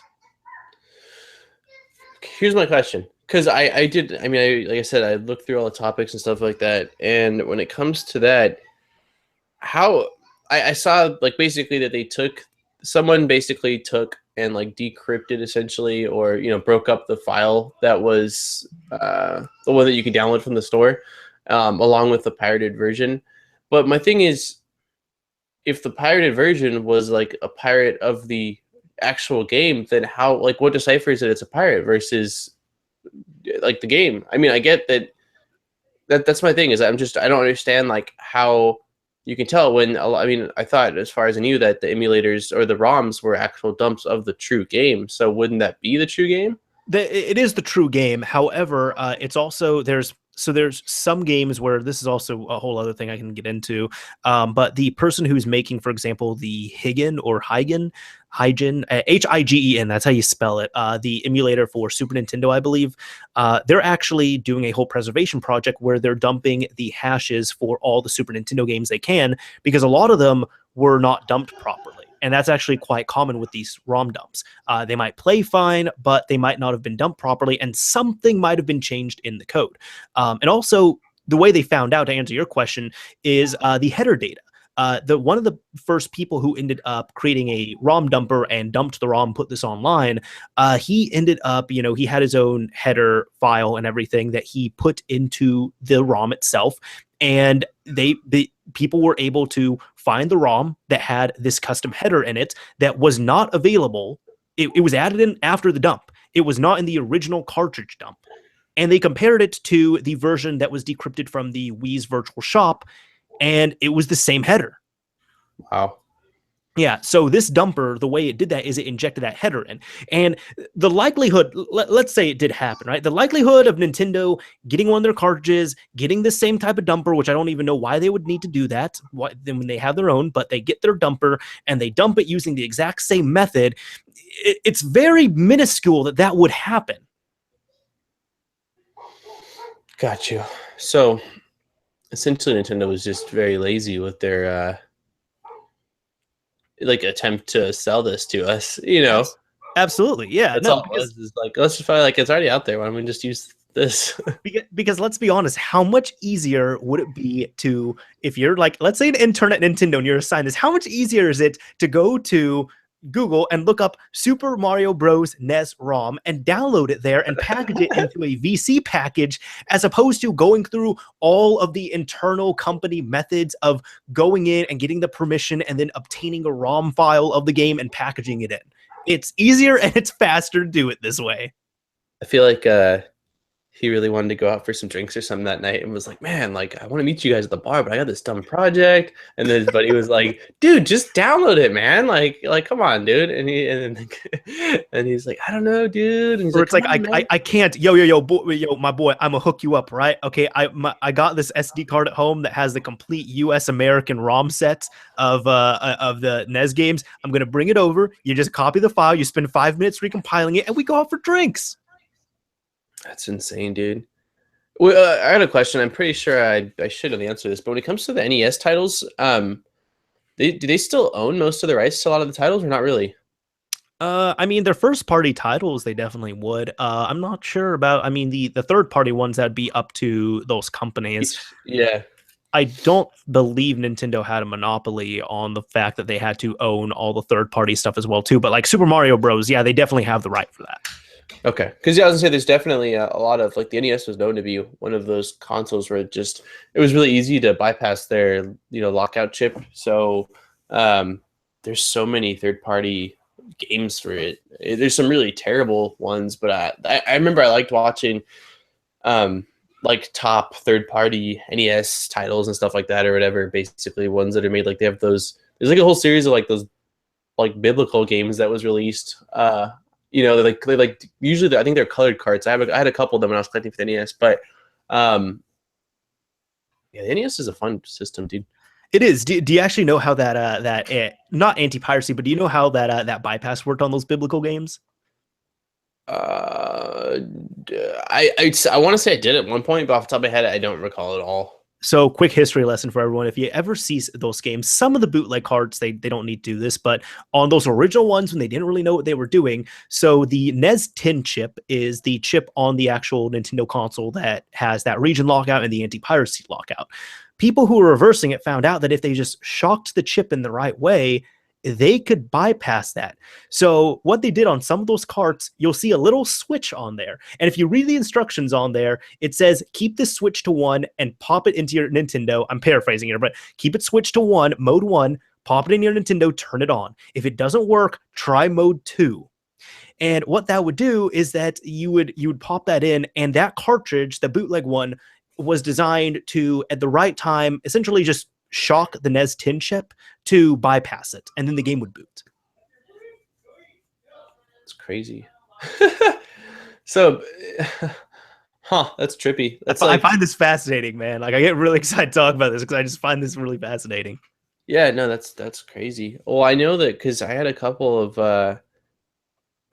times. Because doesn't it just, from what I remember, it keeps like blinking otherwise if it doesn't accept it, right? I believe so. I actually haven't ever tried a pirate or a third-party cart on my Nintendo. So okay, yeah, because I tried back when I had my titles, I had quite a few third-party ones, and I swore that there was a couple of them. And then when you hit the power button, it would just again like flicker and flicker, and flicker. Yeah. I know Tengen, they actually did end up bypassing, like the Tengen cartridges, they actually did find a way to bypass the NES tin chip, that lockout chip. But like those other ones, like the biblical games, they didn't know how to do that. So that was their cheap and dirty way of doing it, as opposed to doing an actual reverse engineering bypass. Damn. Well, if it works, I guess. Hey, it worked. It worked. We got like bad Bible games, I guess, on the Nintendo that way. Yeah, there's some really terrible ones. They're really funny though. Some of the attempts at games on the NES, it's like pretty much anything would fly. And I mean, with a third-party game, since they didn't have to go through Nintendo directly and all that stuff, there's some really, really like just what were you thinking when you guys thought that this might be a fun idea for a game? You know? Yep. Hey, I mean, it happens. If we got bloody boobs on Steam, we can have biblical games on the Nintendo. You're right. You ain't wrong. All right. Next thing here, you want to take this? What's the next one? The console. Near the bottom, right under Nintendo reselling the pirate copy. RB? Yes. Okay. I like this. I understand. I understand. Yeah. Okay. Yeah. I'll take this one. So you're gonna have to correct me on certain things with this one. Basically, there is a console or device called RetroBlox, which is it's an emulation device, and it plays pretty much. Wait, it's not. Wait, no. Stop. Step back a sec. Is it? It's not an emulation device. It plays the actual games, does it not? Like it does, but it's still emulation in that way where it dumps the game. It's similar to the Retron 5. You pop the game in, it dumps it, it plays an emulated version of it that it's dumped from. Okay, because that's the thing. I saw somebody popped in. I want to say it was a PS1 title into it? Yes, yeah, that's the most exciting thing about it. Just keep talking. Okay, so yeah, basically they were able to pop in like a PS1 title, so it's able to play disc-based games, and it's also able to play cartridge-based games. I saw NES, SNES, Atari, I want to say, was in there in the list. I didn't see N64 though. Can you confirm that or no? It does not do N64. They've specifically said they don't want to pursue N64 because Nintendo's been very protective on that, and they've filed patents related to the N64 as late as 2001. Wow. Okay. So yeah, basically it says NES, SNES, Genesis, the 32X, Atari 2600, TurboGrafx, and you can also add a CD drive module, which will allow you to play the Sega CD, PlayStation 1, and PC Engine games. And it looks really, really clean. Like from what I saw in the video, the interface looks nice. It looks like there was some really cool settings in terms of like optimizing the actual resolutions and stuff like that on it.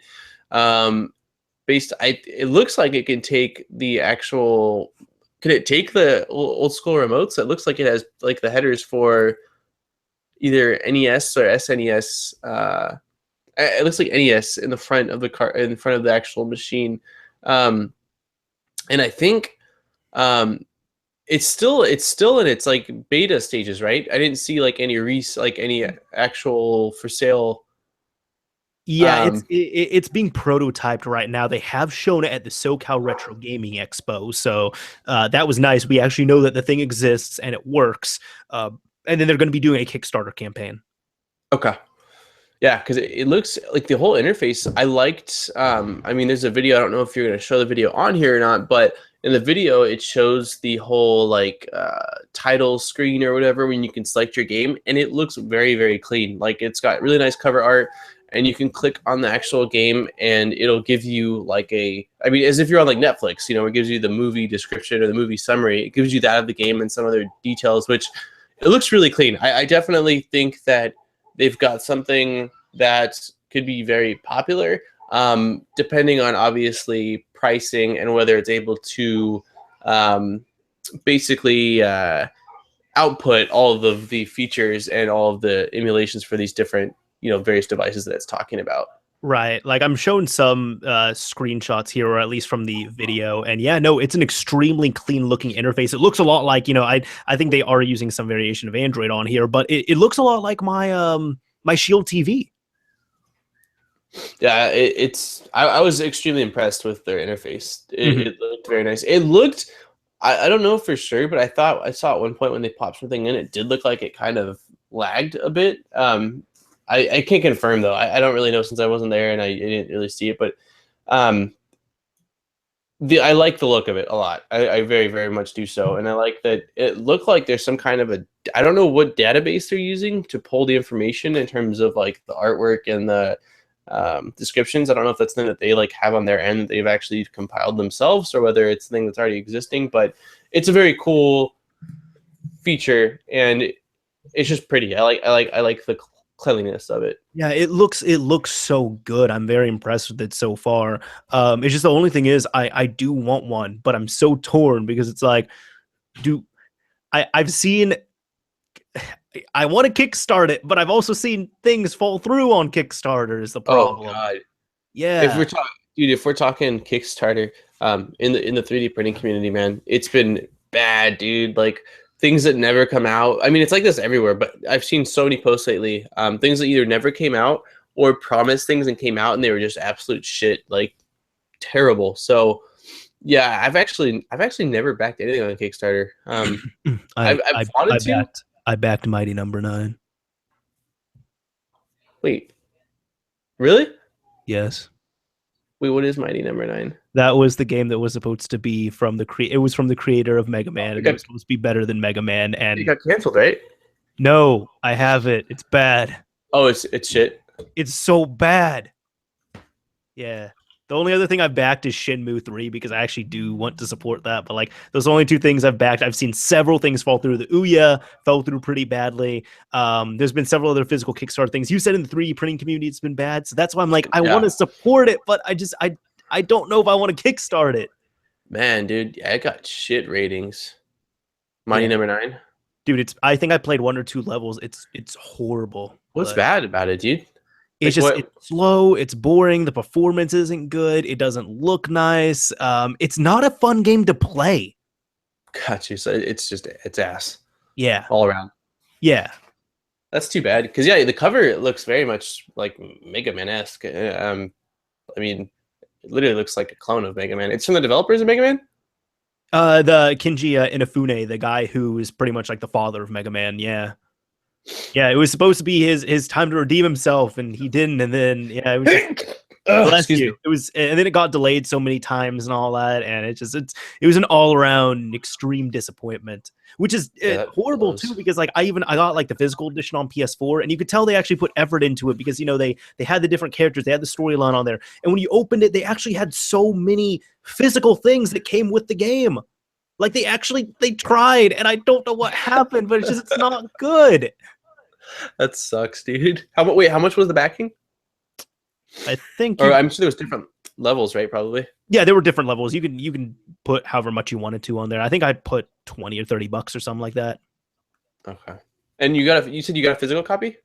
I got a physical copy later because I backed it to get the digital one, and I wanted a physical one just to have. And it's like, I mean, I don't know if y'all can see, but I also have 2016. I didn't make the best gaming decisions. I have a limited edition of No Man's Sky sitting right there. Oh, I didn't even notice that. Stop laughing at me. That's so funny, dude. It's funny though because I've actually with that game, I know it's got so much hate. And it's like supposedly like one of the worst flops like ever. But I have not played this. You can find on my channel. I did an unboxing. I did a live stream. Since that live stream, I have never played this game. All of the time I've ever spent playing this game has been chronicled on YouTube, which is only about 2.5 hours. But the thing is, I've actually heard stories of people playing it that don't mind it. I think it's not that bad of a game. It's just it definitely. I think not only people hyped it up way too much, but also the game. That's just another one of those cases. To me, it's relaxing to play, but at the same time, it's also just boring. Yeah. The thing is, I almost bought that game at midnight on its release date because again, it was one of those games that was overly hyped and I was excited for it. I was like, no, like, procedurally generated and discovered planets. And like, I thought it was going to be, dude, like the fucking ultimate survival game, dude. Like one of those, like basically like H1Z1 on meth, essentially, or something like that, dude. And, I waited and I got on stream that night and I was like super fucking excited. I was like, dude, that game's out I've been telling you about. And, I turned it on and it just looked like a very shitty Minecraft. I just saw people fucking mining shit, like and not doing anything with it, just fucking mining things. Too. I don't like Minecraft, so people are just like, oh yeah, it's like Minecraft. I'm like, that doesn't appeal to me. I don't like Minecraft.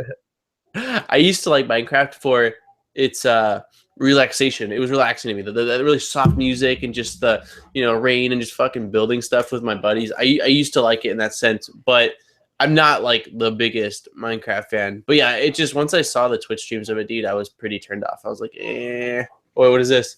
Listen, I'll put it like this. It's bad when Sean Murray, the creator of this, he hasn't tweeted this year at all. Wow. Yeah. Yeah. They probably so bad. So bad. Poor Sean Murray. Again, dude, if this game had just been released like any other fucking indie game and they didn't try to make it like a AAA game and fucking hype the shit out of it, it probably would have been fine. That was also Sony's doing as well too, partially on that. So yeah, I don't know. Not only because some people might say they're just like, oh yeah, you guys are just railing it, and it's not only the fact that there was mystery behind it. Yeah, I think people did hype it up way too much, but also you can't deny that the developers flat out lied about several things as well too. Either features weren't there or they weren't explained as is. Most notably, he was saying that at first it was supposed to be a multiplayer game, and then that wasn't a thing. So Well, the thing is too with No Man's Sky. I totally just brain farted. I just forget. I'm gonna stop talking now. I had an idea, dude, in my head about it, like or something I was gonna say, and then it just slipped my mind. But um, okay, no, I remember now. Yeah, when I looked, also, if you look prior to No Man's Sky, the studios only released like really small titles, dude. Like very, very small titles that are very indie-ish and very just non in depth games. They're very linear. So I mean, that will say like in itself was I was kind of like that's strange that this like that's very ambitious of this company, Mm-hmm. So yeah, that was I don't know, man. It was definitely oh man, good. Studios. I mean, the studio. I remember seeing on Reddit that somebody had walked by their studio and said that it looked like it had been like no one had been there for a while, and that was supposed to be during the time that they were working on updates. Yeah, I mean, we don't know. There's been so many other things too. Like for example, like somebody was saying that like I think there was a rogue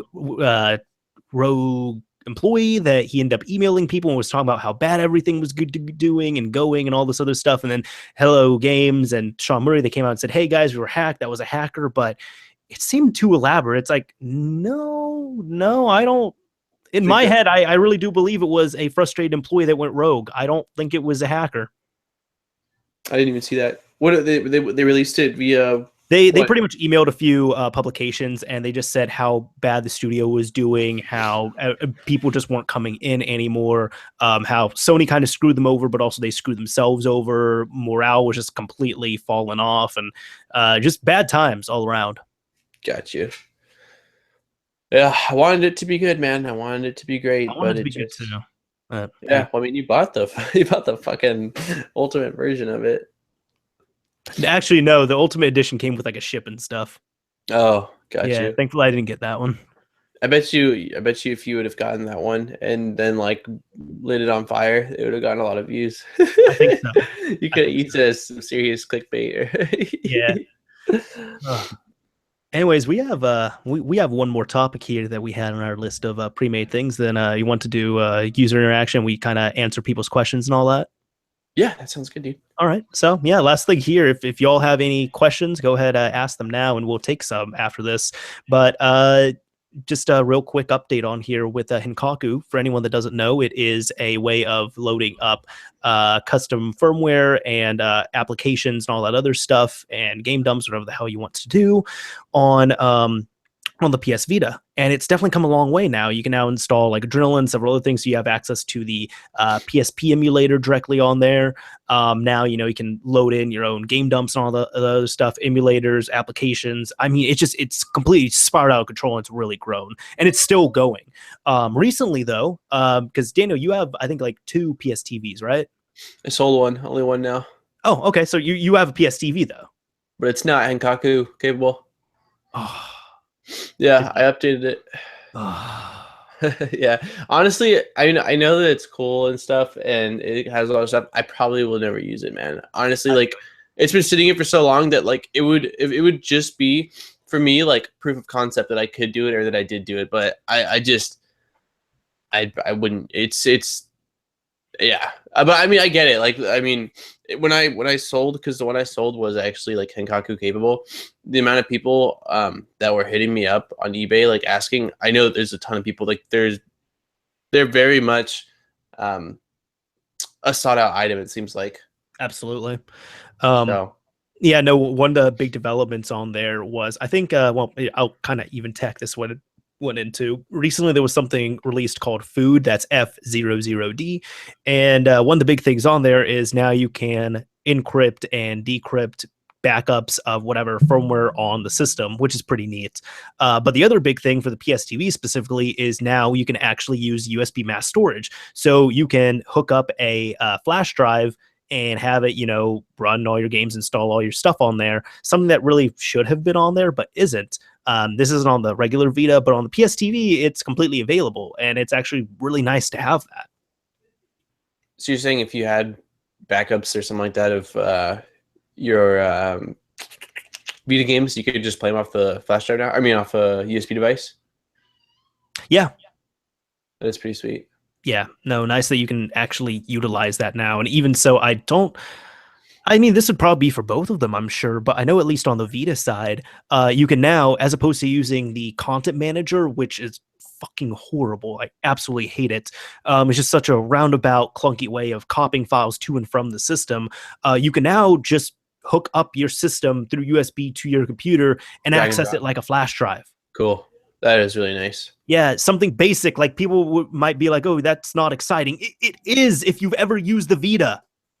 Yeah, if you don't have it, I mean, I don't like file manager systems really at all, dude. I had one at one point for my phone that like back in the day that I had to use, and it sucks. It's so nice being able to just drag and drop things. Was it iTunes? No, no, it wasn't iTunes. It was like a fucking Nokia phone or something back in the day, dude. Yeah. Is Nokia even still around and making phones? Yeah, they are. They Okay. are. Yeah. I had to. I don't know if I told you all this. I don't. So I don't use iOS device or anything aside from like my work phone, really.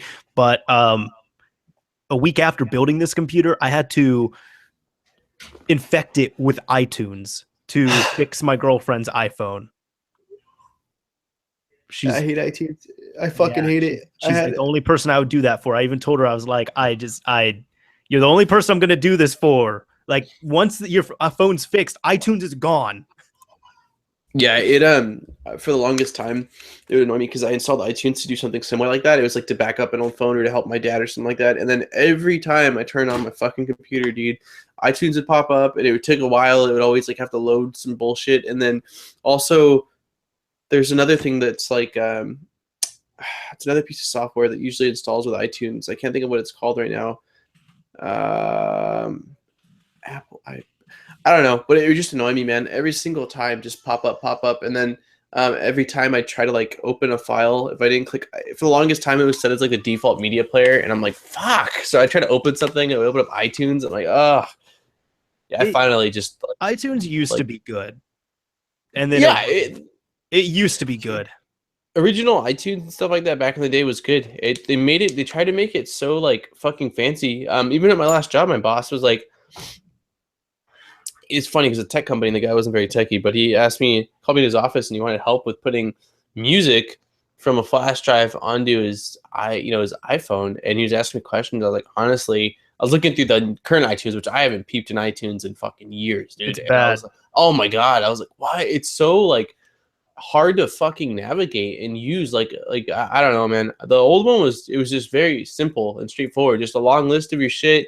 You can drag and drop stuff manually if you set it to manual on your phone or mass update. And yeah, it wasn't bad. It didn't used to bug me. I used the shit out of it back in fucking middle school. So what is that? 10 years ago or so? Yeah, that sounds about right. Yeah. And now I don't know, man. I don't. Do you have what is your primary media player? Just random question. Like, what do you use? Do you VLC? I don't think I use Media Monkey, Fubar 2000 or VLC for videos, Fubar 2000 for audio. Yeah. Okay. Yeah, VLC is fantastic for videos. It's so fucking good. Yeah, it's not the best for audio though. So Fubar 2000 is it's a basic music player. It's quite robust for what it is too. But no, I like using that. And then other days, it's kind of just if I'm feeling lazy, YouTube and Google Play Music. Okay. Yeah, YouTube's pretty much just what I use for everything, man. Music, whatever. Yeah. But I've never heard. What is it? You said it's called Fubar? Fubar 2000. Okay. I'm gonna Google it just so I have it in a tab so I can look at it later. All right. I've actually never heard of it before right now. Yeah. It's a good software. I like it. Anyways, I guess you want to start taking some questions? Yeah, we can definitely do that. Sounds good. Sure. So this is the time if you have some questions, for the next 20-30 minutes, we'll go ahead and answer them and everything. But this one's for me specifically. Sorry, Daniel. No, it's fine. Fuego's asking, are you on track with beating 12 games in 1 year? For anyone that doesn't know, last year I kind of set a challenge on myself where I wanted to beat at least one game a month. So far we are only 2 months into the year, but yes, I have beat games in January and one game this month in February.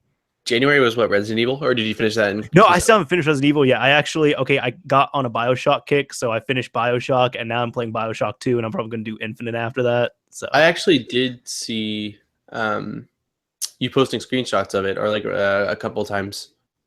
of, Yeah. of Bioshock. Is Bioshock 1 scary? Uh, if you really get into it, it can be. One of my good friends, David, he's actually he said those games are like horror games to them because he gets so into the atmosphere. Yeah. There was one part, actually, admittedly, it's not a scary game. It's not supposed to be, but there was one part in the first Bioshock where I did get startled because I just wasn't expecting it at all. But Well, because it's sorry. very atmospheric. Okay, cool. Because to me, like, I haven't played Bioshock 1. I've played some of Bioshock 2. Bioshock 2 is scary to me.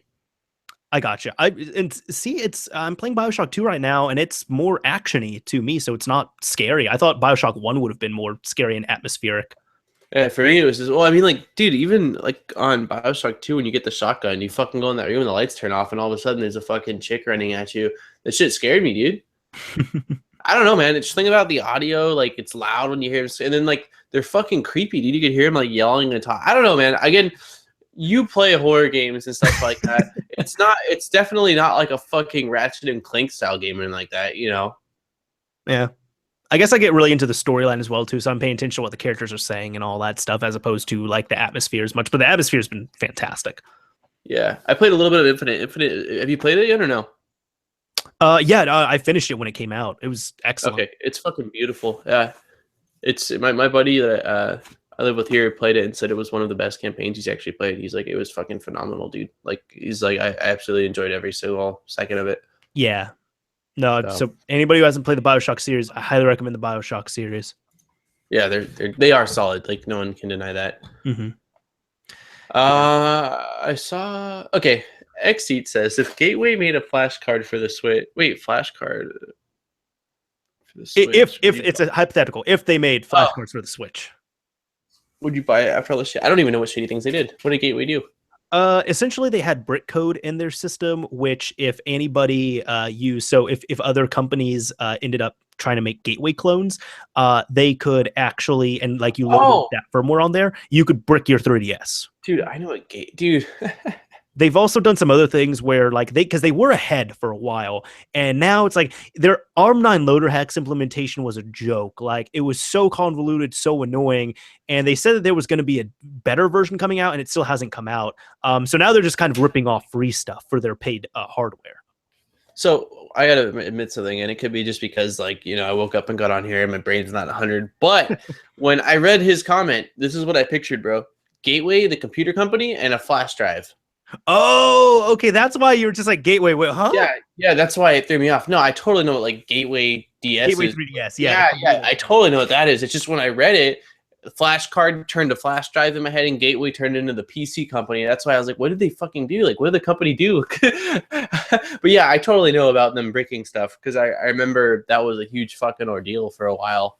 Mm-hmm. It was just such a dick move. And I think it's even been reported that there were there was an isolated number of legitimate Gateway cartridges that were bricking systems with their brick code.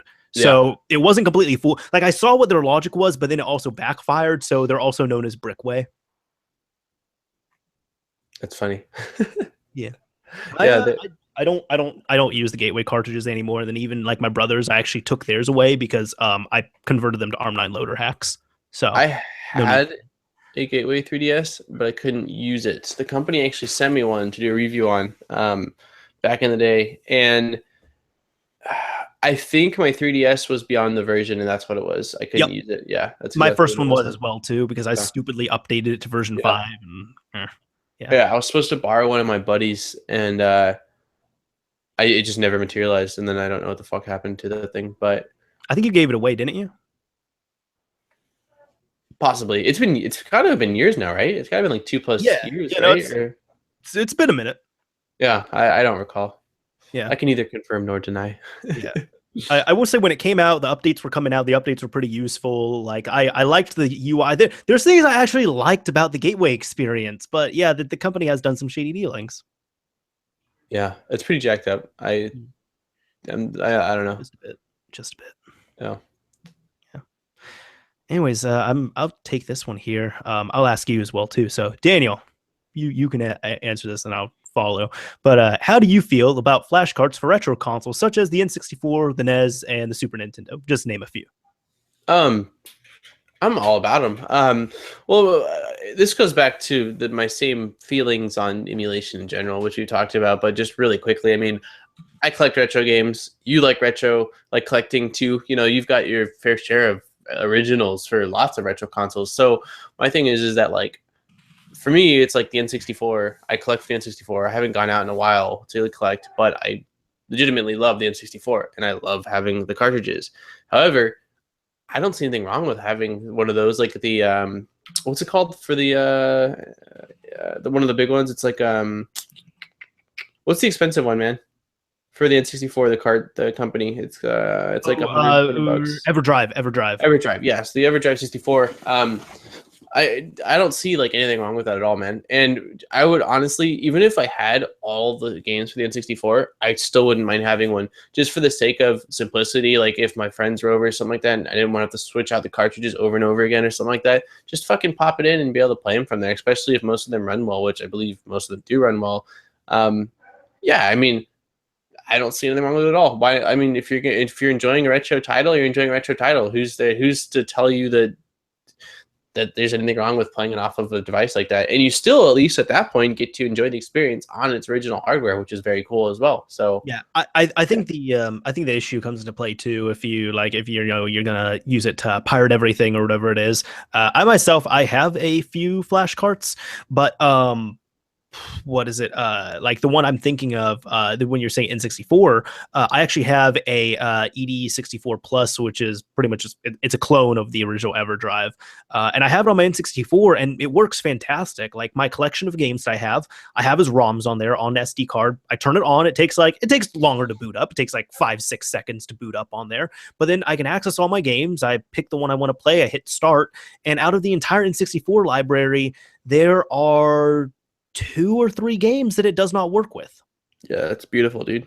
Yeah. So one of them's Animal Crossing. It doesn't play that. And the other one's Pokemon Stadium 2. So if you really want Pokemon Stadium 2, either an updated version of the EverDrive or just play your original cart of it. Yeah. Yeah. No, I'm in support of them. I think they're absolutely awesome, and I'd rather play on the original hardware. Plus, on top of that, it's not being emulated, so it's nice. The Super Nintendo, though, it is really iffy when you get into flash carts for that, just because there's so many custom chips on different on different Super Nintendo carts. What did you get recently that was like an N64 game? I think you made a YouTube video on it. Oh, Majora's Mask. No, damn it. Ocarina of Time, Master Quest.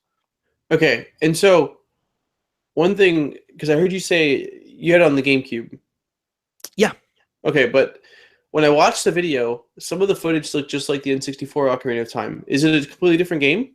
So the GameCube version, originally it got ported over to the GameCube. The GameCube is just running it's running an N64 emulator with Legend of Zelda, Ocarina of Time, and Ocarina of Time Master Quest. What somebody did is they took the ROM off of that disc. I'm basically simplifying it like majorly here. They took the ROM off that disc, popped it onto an N64 cartridge, so it plays on original N64 hardware. So it's not emulated. But it's got additional stuff that the original Ocarina of Time doesn't have. It's they changed up the dungeons. It's much harder, and they did not refix the controls. What they did when they ported it when they emulated it and went from N64 to GameCube, they changed the controls on there. So, for example, the left button on the N64 controller, it was reassigned to the Z button on the GameCube. Okay. When you go back to that cartridge that I have, instead of pressing the left trigger, you have to press the Z button. Okay. Got you. But the original port was Nintendo created. Second party. Nintendo ended up, I believe they licensed it and it's their first party game, but they used another party to whip up that disc and emulate it. But it was still an official release. Yes. Yeah. Okay. They released it on the Legend of Zelda Ocarina of Time disc, and they released it on a Legend of Zelda all around promotion disc. The Ocarina of Time disc had both versions of Ocarina, and the Legend of Zelda promotional disc has Zelda 1, 2, Ocarina of Time, or actually, I don't even think that had Master Quest.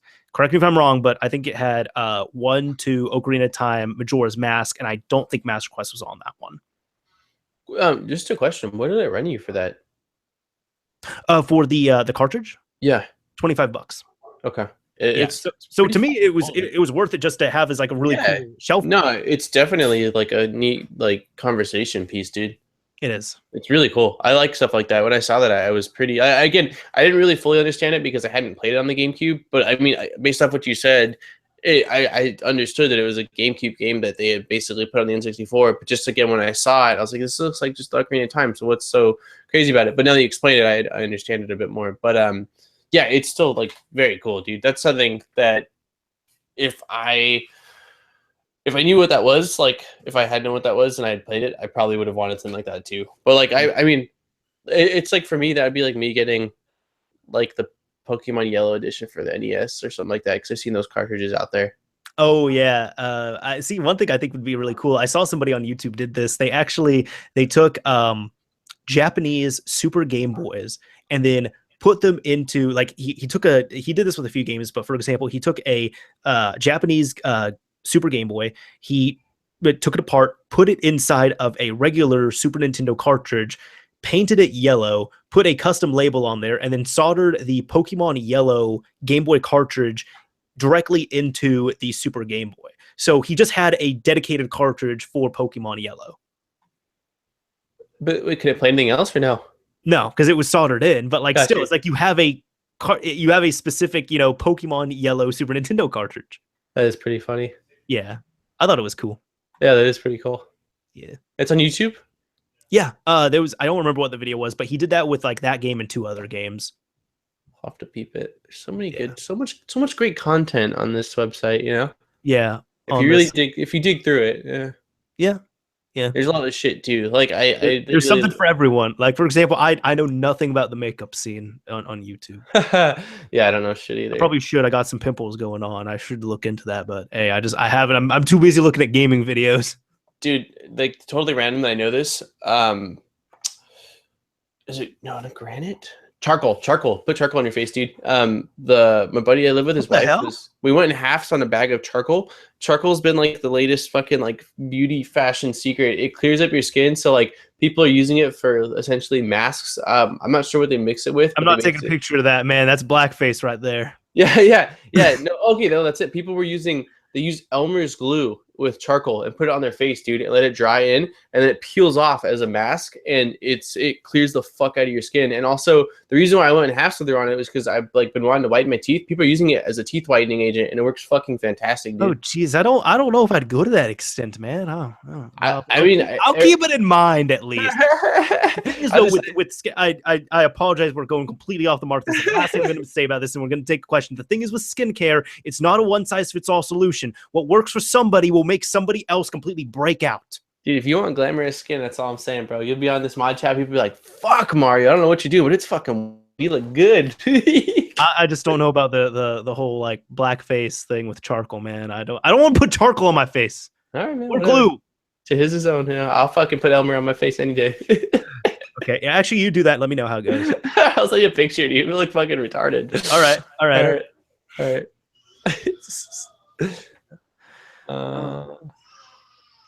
You go, I think. Okay. How do you feel about the DLC announced for The Legend of Zelda Breath of the Wild? So, I guess, Daniel, have you looked into this at all? No, no, not at all. So they've released a expansion pass in a way. That's what they're calling it. And I don't know how much it is, but day one, you end up getting a few extra things, one of them being hard mode. And then later on in the year, you get a few, like some DLC, like extra story stuff, I think some dungeons and such. And then you get a second pack later on. You can't buy them separately. You have to buy it as one pack. And I think I think the price is less than $25 for it overall, but people are really up in arms about it because now Nintendo is doing day one DLC, which people didn't want them to do. I feel kind of torn on it. I'm just like, why are you doing that? But at the same time, it's like now they're adapting. They're doing what PlayStation and Xbox are doing. Yeah, it's really they're going to be charged. Yeah, they're doing this day one thing. They're going to be charging for online play later on because they've shown that and Microsoft and Sony are able to do it and do it successfully. And then on top of that, when it comes down to the expansion, I'll say this: the only experience I have with DLC, I bought some characters on Smash, and I bought the season pass for Mario Kart 8. And if it's like Mario Kart 8, it's gonna absolutely be worth it if you're a Zelda fan. So I think they will be able to implement it well. They're not going to do it really botched up and corrupted or anything. But then I can't remember what I was gonna say on the last thing there. Those are most of my thoughts. I really hope that with the Zelda game they don't disappoint. I mean, I feel like Nintendo hasn't really put out a bad Zelda game though, have they? They've put out people are torn on it as well too. There's some people some people think that, you know, like overall, I think the Zelda CDI games, technically those weren't by Nintendo, but those were all pretty bad. People can agree on that. And then like Zelda 2, for example, is that a bad game or is it a bad Zelda game, for example? Like it depends. It's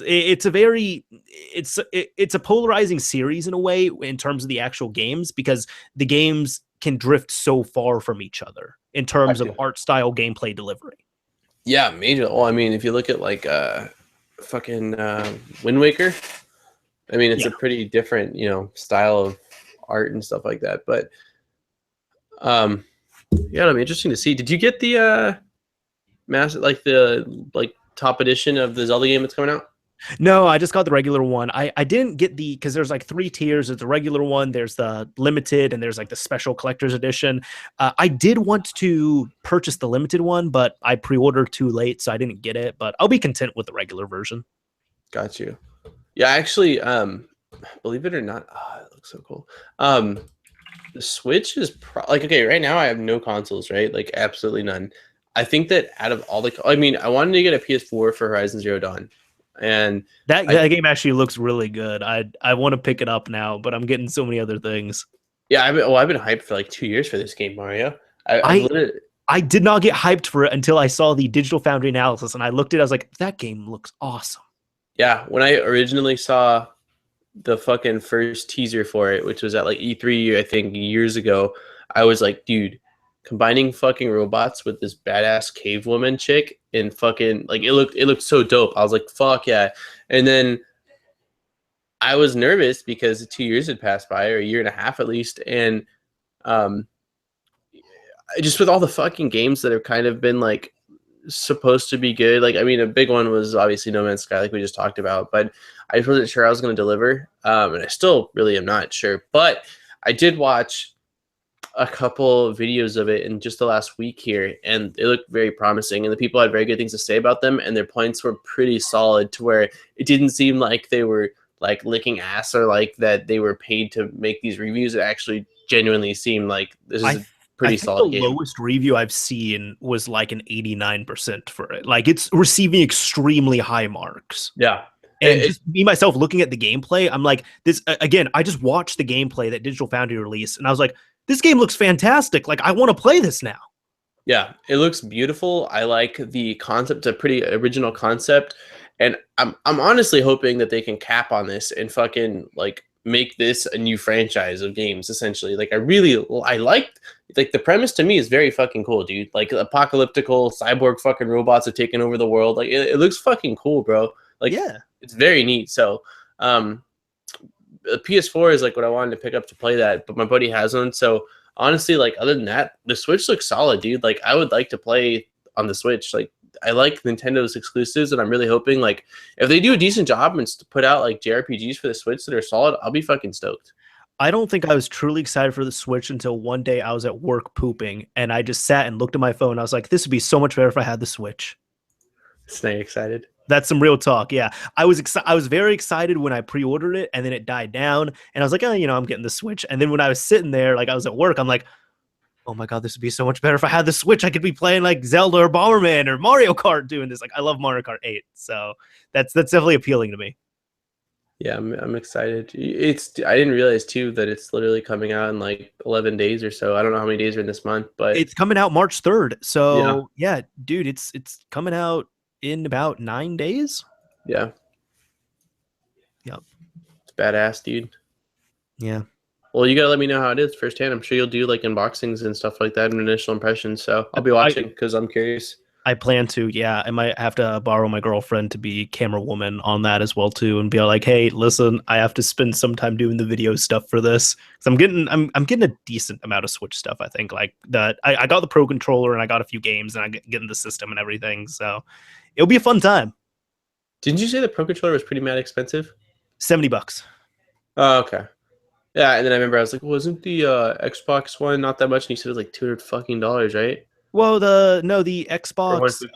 150? I mean, there's also a difference between the Pro controller. Like the Pro controller is just a standard controller, and the Elite controller is like, yo, this is a professional controller, man. Yeah, it's like a Like the fucking Elite controller is like like I don't know, a standard Xbox controller is the equivalent of like a Dell membrane keyboard, and the Elite controller is that like $150-$200 really nice mechanical keyboard. Razer Black Widow Ultimate or some bullshit. Yeah, or like this thing right here. I got a Corsair. I love this thing, man. I don't know if you can see it. I can't at all. It just looks like you're holding up air. Hey. Oh, is that a K70? Yeah, dude. Okay, yeah, we're bros on that. I also got a K70. I love this keyboard. It's fucking phenomenal, bro. Oh god, I love it. I got it. I actually bought 2 Black Widows and they were both defective off Amazon. My buddy has one. Video on that too. Yeah, I was so fucking frustrated, dude, because I had the money and it's what I wanted, dude. My buddy had one. I liked his fucking feedback on it, and this was the next best thing, like from what I saw, and I got it, and I just fucking fell in love with it, dude. I absolutely 110%. They had. I went to a e-game tournament like a month or so ago, and the Corsair booth was there with their lineup and shit. And I just went up to the guy and was like, "I love your shit, man. I love your shit." Yeah. So. Yeah, Corsair's solid, man. At least this generation, the fucking K70, and then I think it's the M65 possibly is what I'm rocking their mouse, and I fucking got a love it. I don't know what this one's called, but I also have a Corsair mouse. This thing is beautiful. Different than mine, huh? I can't see that. It looks like you're holding up air again. Maybe let me click on your thing. Yeah, no, mine's different. Yeah, mine has mine's admittedly more for RTS games and stuff, but I got it because it's so comfortable. Yeah, mine's like FPS. There's a button on the side, and what it does is when you click it, well, you can see it changes the color on top, but basically it drops your DPI to the lowest fucking setting, so that way, like, let's say you're sniping and you don't want it to be as fucking sensitive, you can hold that down with your thumb and it'll help like you fucking not move as much or flick as much when you're trying to kill someone. It's fucking tight, dude. Gotcha. Yeah, see, mine has all these, like, mine literally, it has all these buttons. Macros. Yeah, I just have the this right here where I can change the sensitivity, and Gotcha. it's just the mouse is really comfortable. That's why I got it. It looks like the Razer, is it the Sigma or hold on, let me see. That's the one my buddy has, though. It looks just like what you have. By the way, I just want to address what Razer said here. He said, "Anyone know whatever happened to the PSP Go?" Right here. I got one. Wait, is that the one that slides up? Yep. Like, that wasn't as cool. Yeah, thing slides up and everything. This thing it's such a nice system. I think it's tight, dude. Yeah, it's like the Razer Naga mouse. That's what your mouse looks like. Yeah. That's what my buddy has. It's really popular for MMOs and I think that mine's the Shimtar. Shimtar. It's something like that. I don't remember the numbers, but it's a Shimtar model. Yeah, I really like the PSP Go, dude. Yeah, it was. I also bought it when it was like bottoming out. Like I bought this thing with a 1-year warranty included in for free for like $40 from GameStop. That was like the lowest they went because at that time they just wanted to get rid of them. Damn. The only real difference is the actual sliding mechanism, right? How it doesn't the button. It doesn't take physical media. It uses different types of memory cards, but it has 16 gigabytes of onboard storage. It doesn't play the discs? Nope. So it's all digital downloads? Yep. But it's very easy to mod a PSP, and then you just load ISOs onto there. Yeah, I mean, I assume that's probably why I didn't do so hot, dude. Mm-hmm. In terms of because at the time it came out very late into the PSP's life cycle, and then it just like nobody wanted a digital exclusive PSP. Yeah, it doesn't make any sense, dude.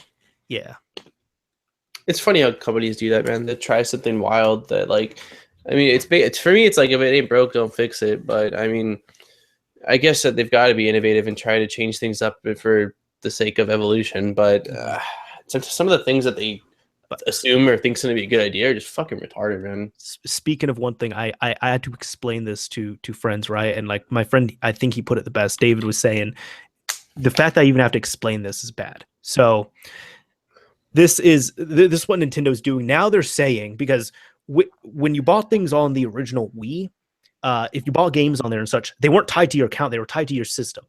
You could recover them if your system transferred to your Wii U. On your Wii U, you have a Nintendo Network ID. So you can have a Nintendo account like Nintendo.com, and then you have a Nintendo Network ID for your 3DS and your Wii.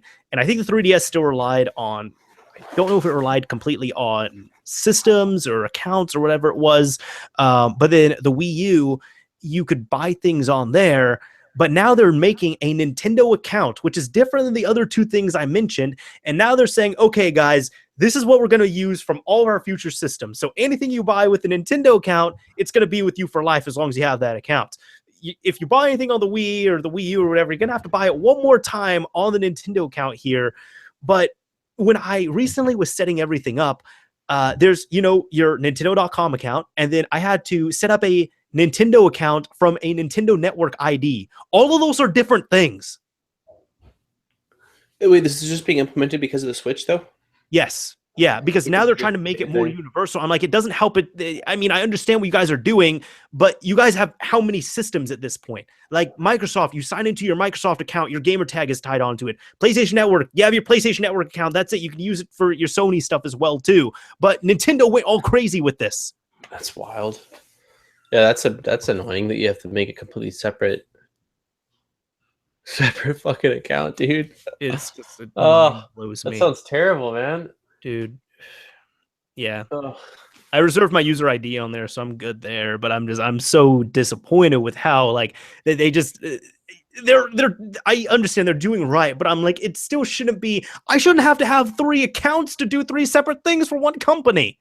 No, it should be one and done. You'd think that Nintendo would have figured that out, but I mean, I guess better late than never, but is it really better late than never? Yeah. Since you've already got your 2 other accounts, it's just, why can't they just fucking merge it somehow? You can use your Nintendo Network ID to create a Nintendo account. It doesn't make sense. Yeah, I don't know. Yeah, there was I think I think we could tackle this one here and then sign off if you're okay with that. Yeah, dude. Yeah. Someone was asking here, Cute Sign was asking, anyone got a PS4 Pro gaming controller yet? Daniel, have you heard of the PS4 Pro or PS4 Elite controller? No. I almost bought one. If it's the same one I'm thinking of, if you like look up on Amazon and look up like PS4 Elite controller or PS4 Pro controller, or no, not that. I guess, well, man, I'm thinking of all these different things. Pretty much the PS4 Pro, it does come with a different controller. I do have that, but I saw like kind of an off-brand Elite controller they were releasing, and not them, like another company did it. It's $80. It looks like it looks like a just like, the Xbox One Elite controller, but on a PS4. It looks cool, and I wanted to get it. The thing is, it has really poor build quality, and it just doesn't work most of the time from what I've seen. I don't see it. It wasn't on there? I typed in both Elite and Pro, and I don't see. Oh, is it the fucking MEO Elite controller? So I think that was it. Somebody is saying he's saying here the PS4 Revolution Pro controller. This actually, you know what? I'm gonna send you the link at least on Hangouts here. Okay. And I'll even put it up on screen and such as well, so we could all see this together for our last thing, our last kumbaya of the night. Yeah, no, I haven't. So I haven't heard about this at all. I guess apparently you can update this and everything. It looks like a nice controller. It's more shaped in the Xbox style. Actually, yeah, it is shaped in Xbox style completely. That's funny. This thing looks fucking tight, dude. I wonder how much it is. I mean, I'm sure it's going to cover it on here. Touchpad with engraved PlayStation Pictos. Yeah, no, it's pretty much like if you want an Xbox One controller, but you want to play on the PS4 and you still want that kind of official stuff, this is it. It looks really nice so far. I hope it's much nicer than that other one I linked you to, or the other one I told you about and mentioned on here. It doesn't look like you can buy it yet, though. You can't, huh? That's really interesting. Yeah, no, there's no price on it yet, I guess. I wonder. Wait. Buy now. Oh, you found a way to buy it? No, I figured they have like resellers though, so I want to see. Oh, okay. If they'll show it on one of their resellers. It doesn't look like they don't have anything in the States, dude. Belgium, Netherlands, Italy, Spain, France. Yeah, they're not even in the States. Let me see if let me see if this company has their shit. What's it? What was it called? It was called the Elite controller. No, PS4, the Revolution Pro controller. Revolution Pro. Yeah.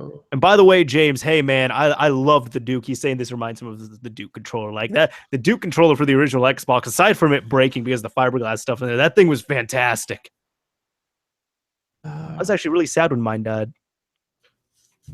What's the company? It's Reiju? Nakon Gaming. Oh.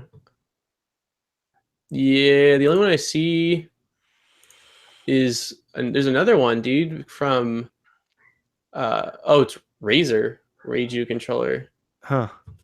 That's weird. It looks like PS4 and it looks like the Xbox One. What the fuck? Where are all these controllers coming from? Dude, that's what I was about to ask. Where the hell are they coming from? That's wild. I don't know.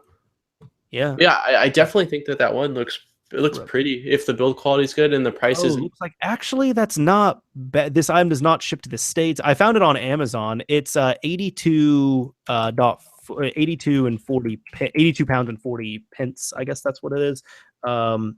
Pounds to dollar. I don't know this off the top of my head. So that would be wow, $102.56. It's not too bad, dude. That's not bad at all, to be honest. Yeah.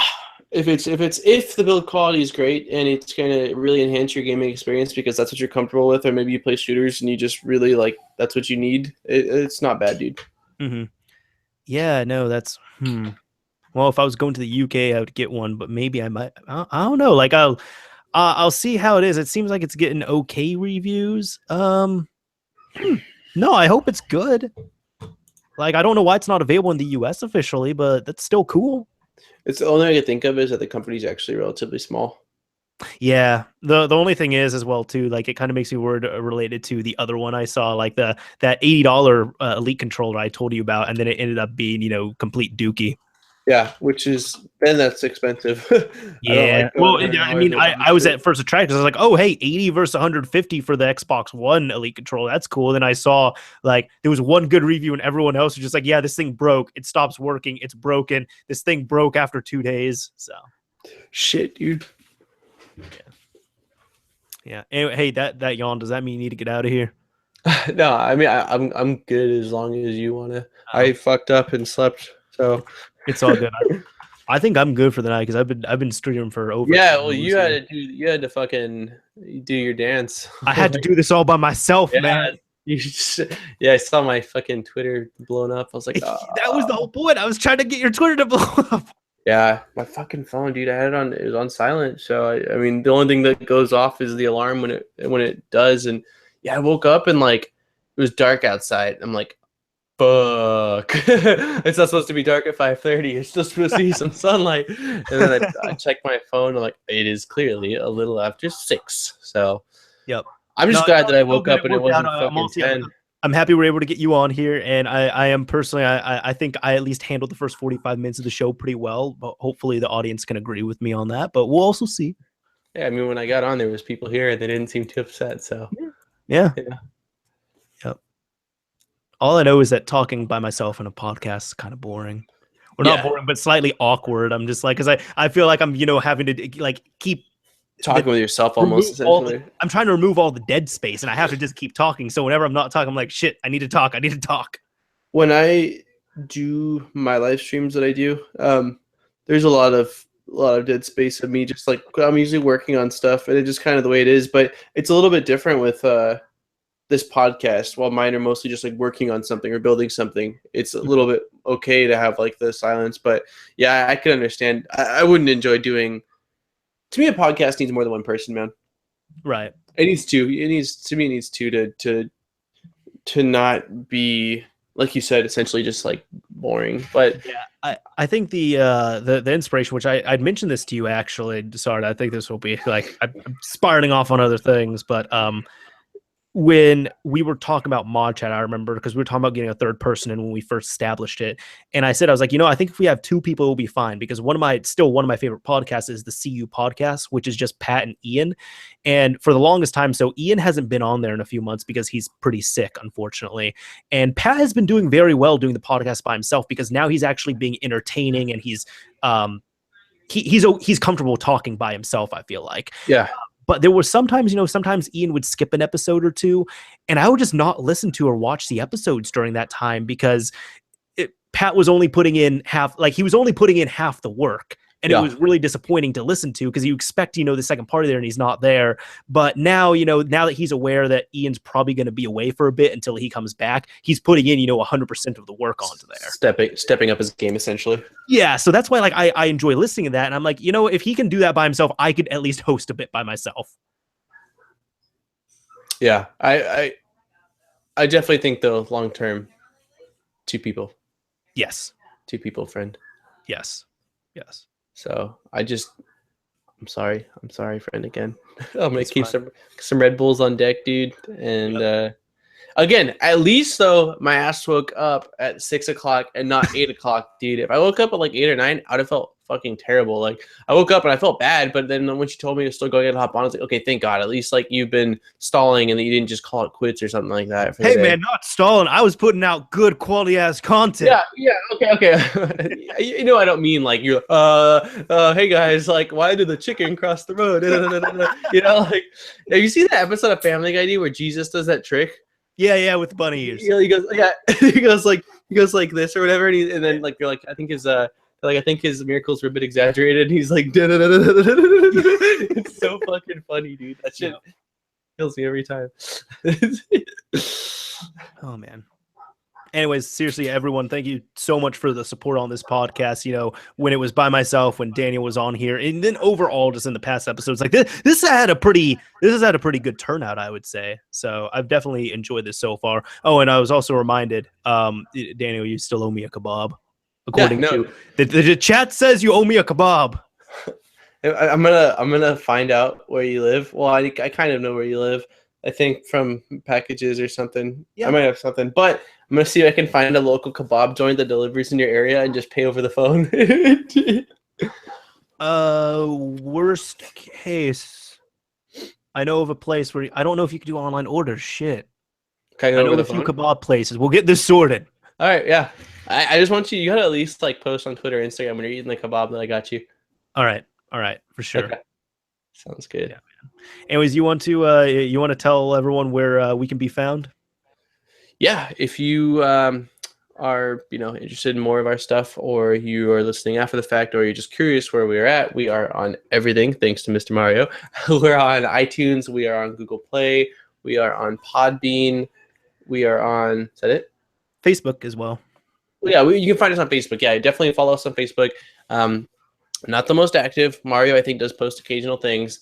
Do you post occasional things? I do. I put a fox this week on there. So yeah, well, there you go. You got a cute fox. So Mario posts things occasionally, but it's also just cool to follow us on there.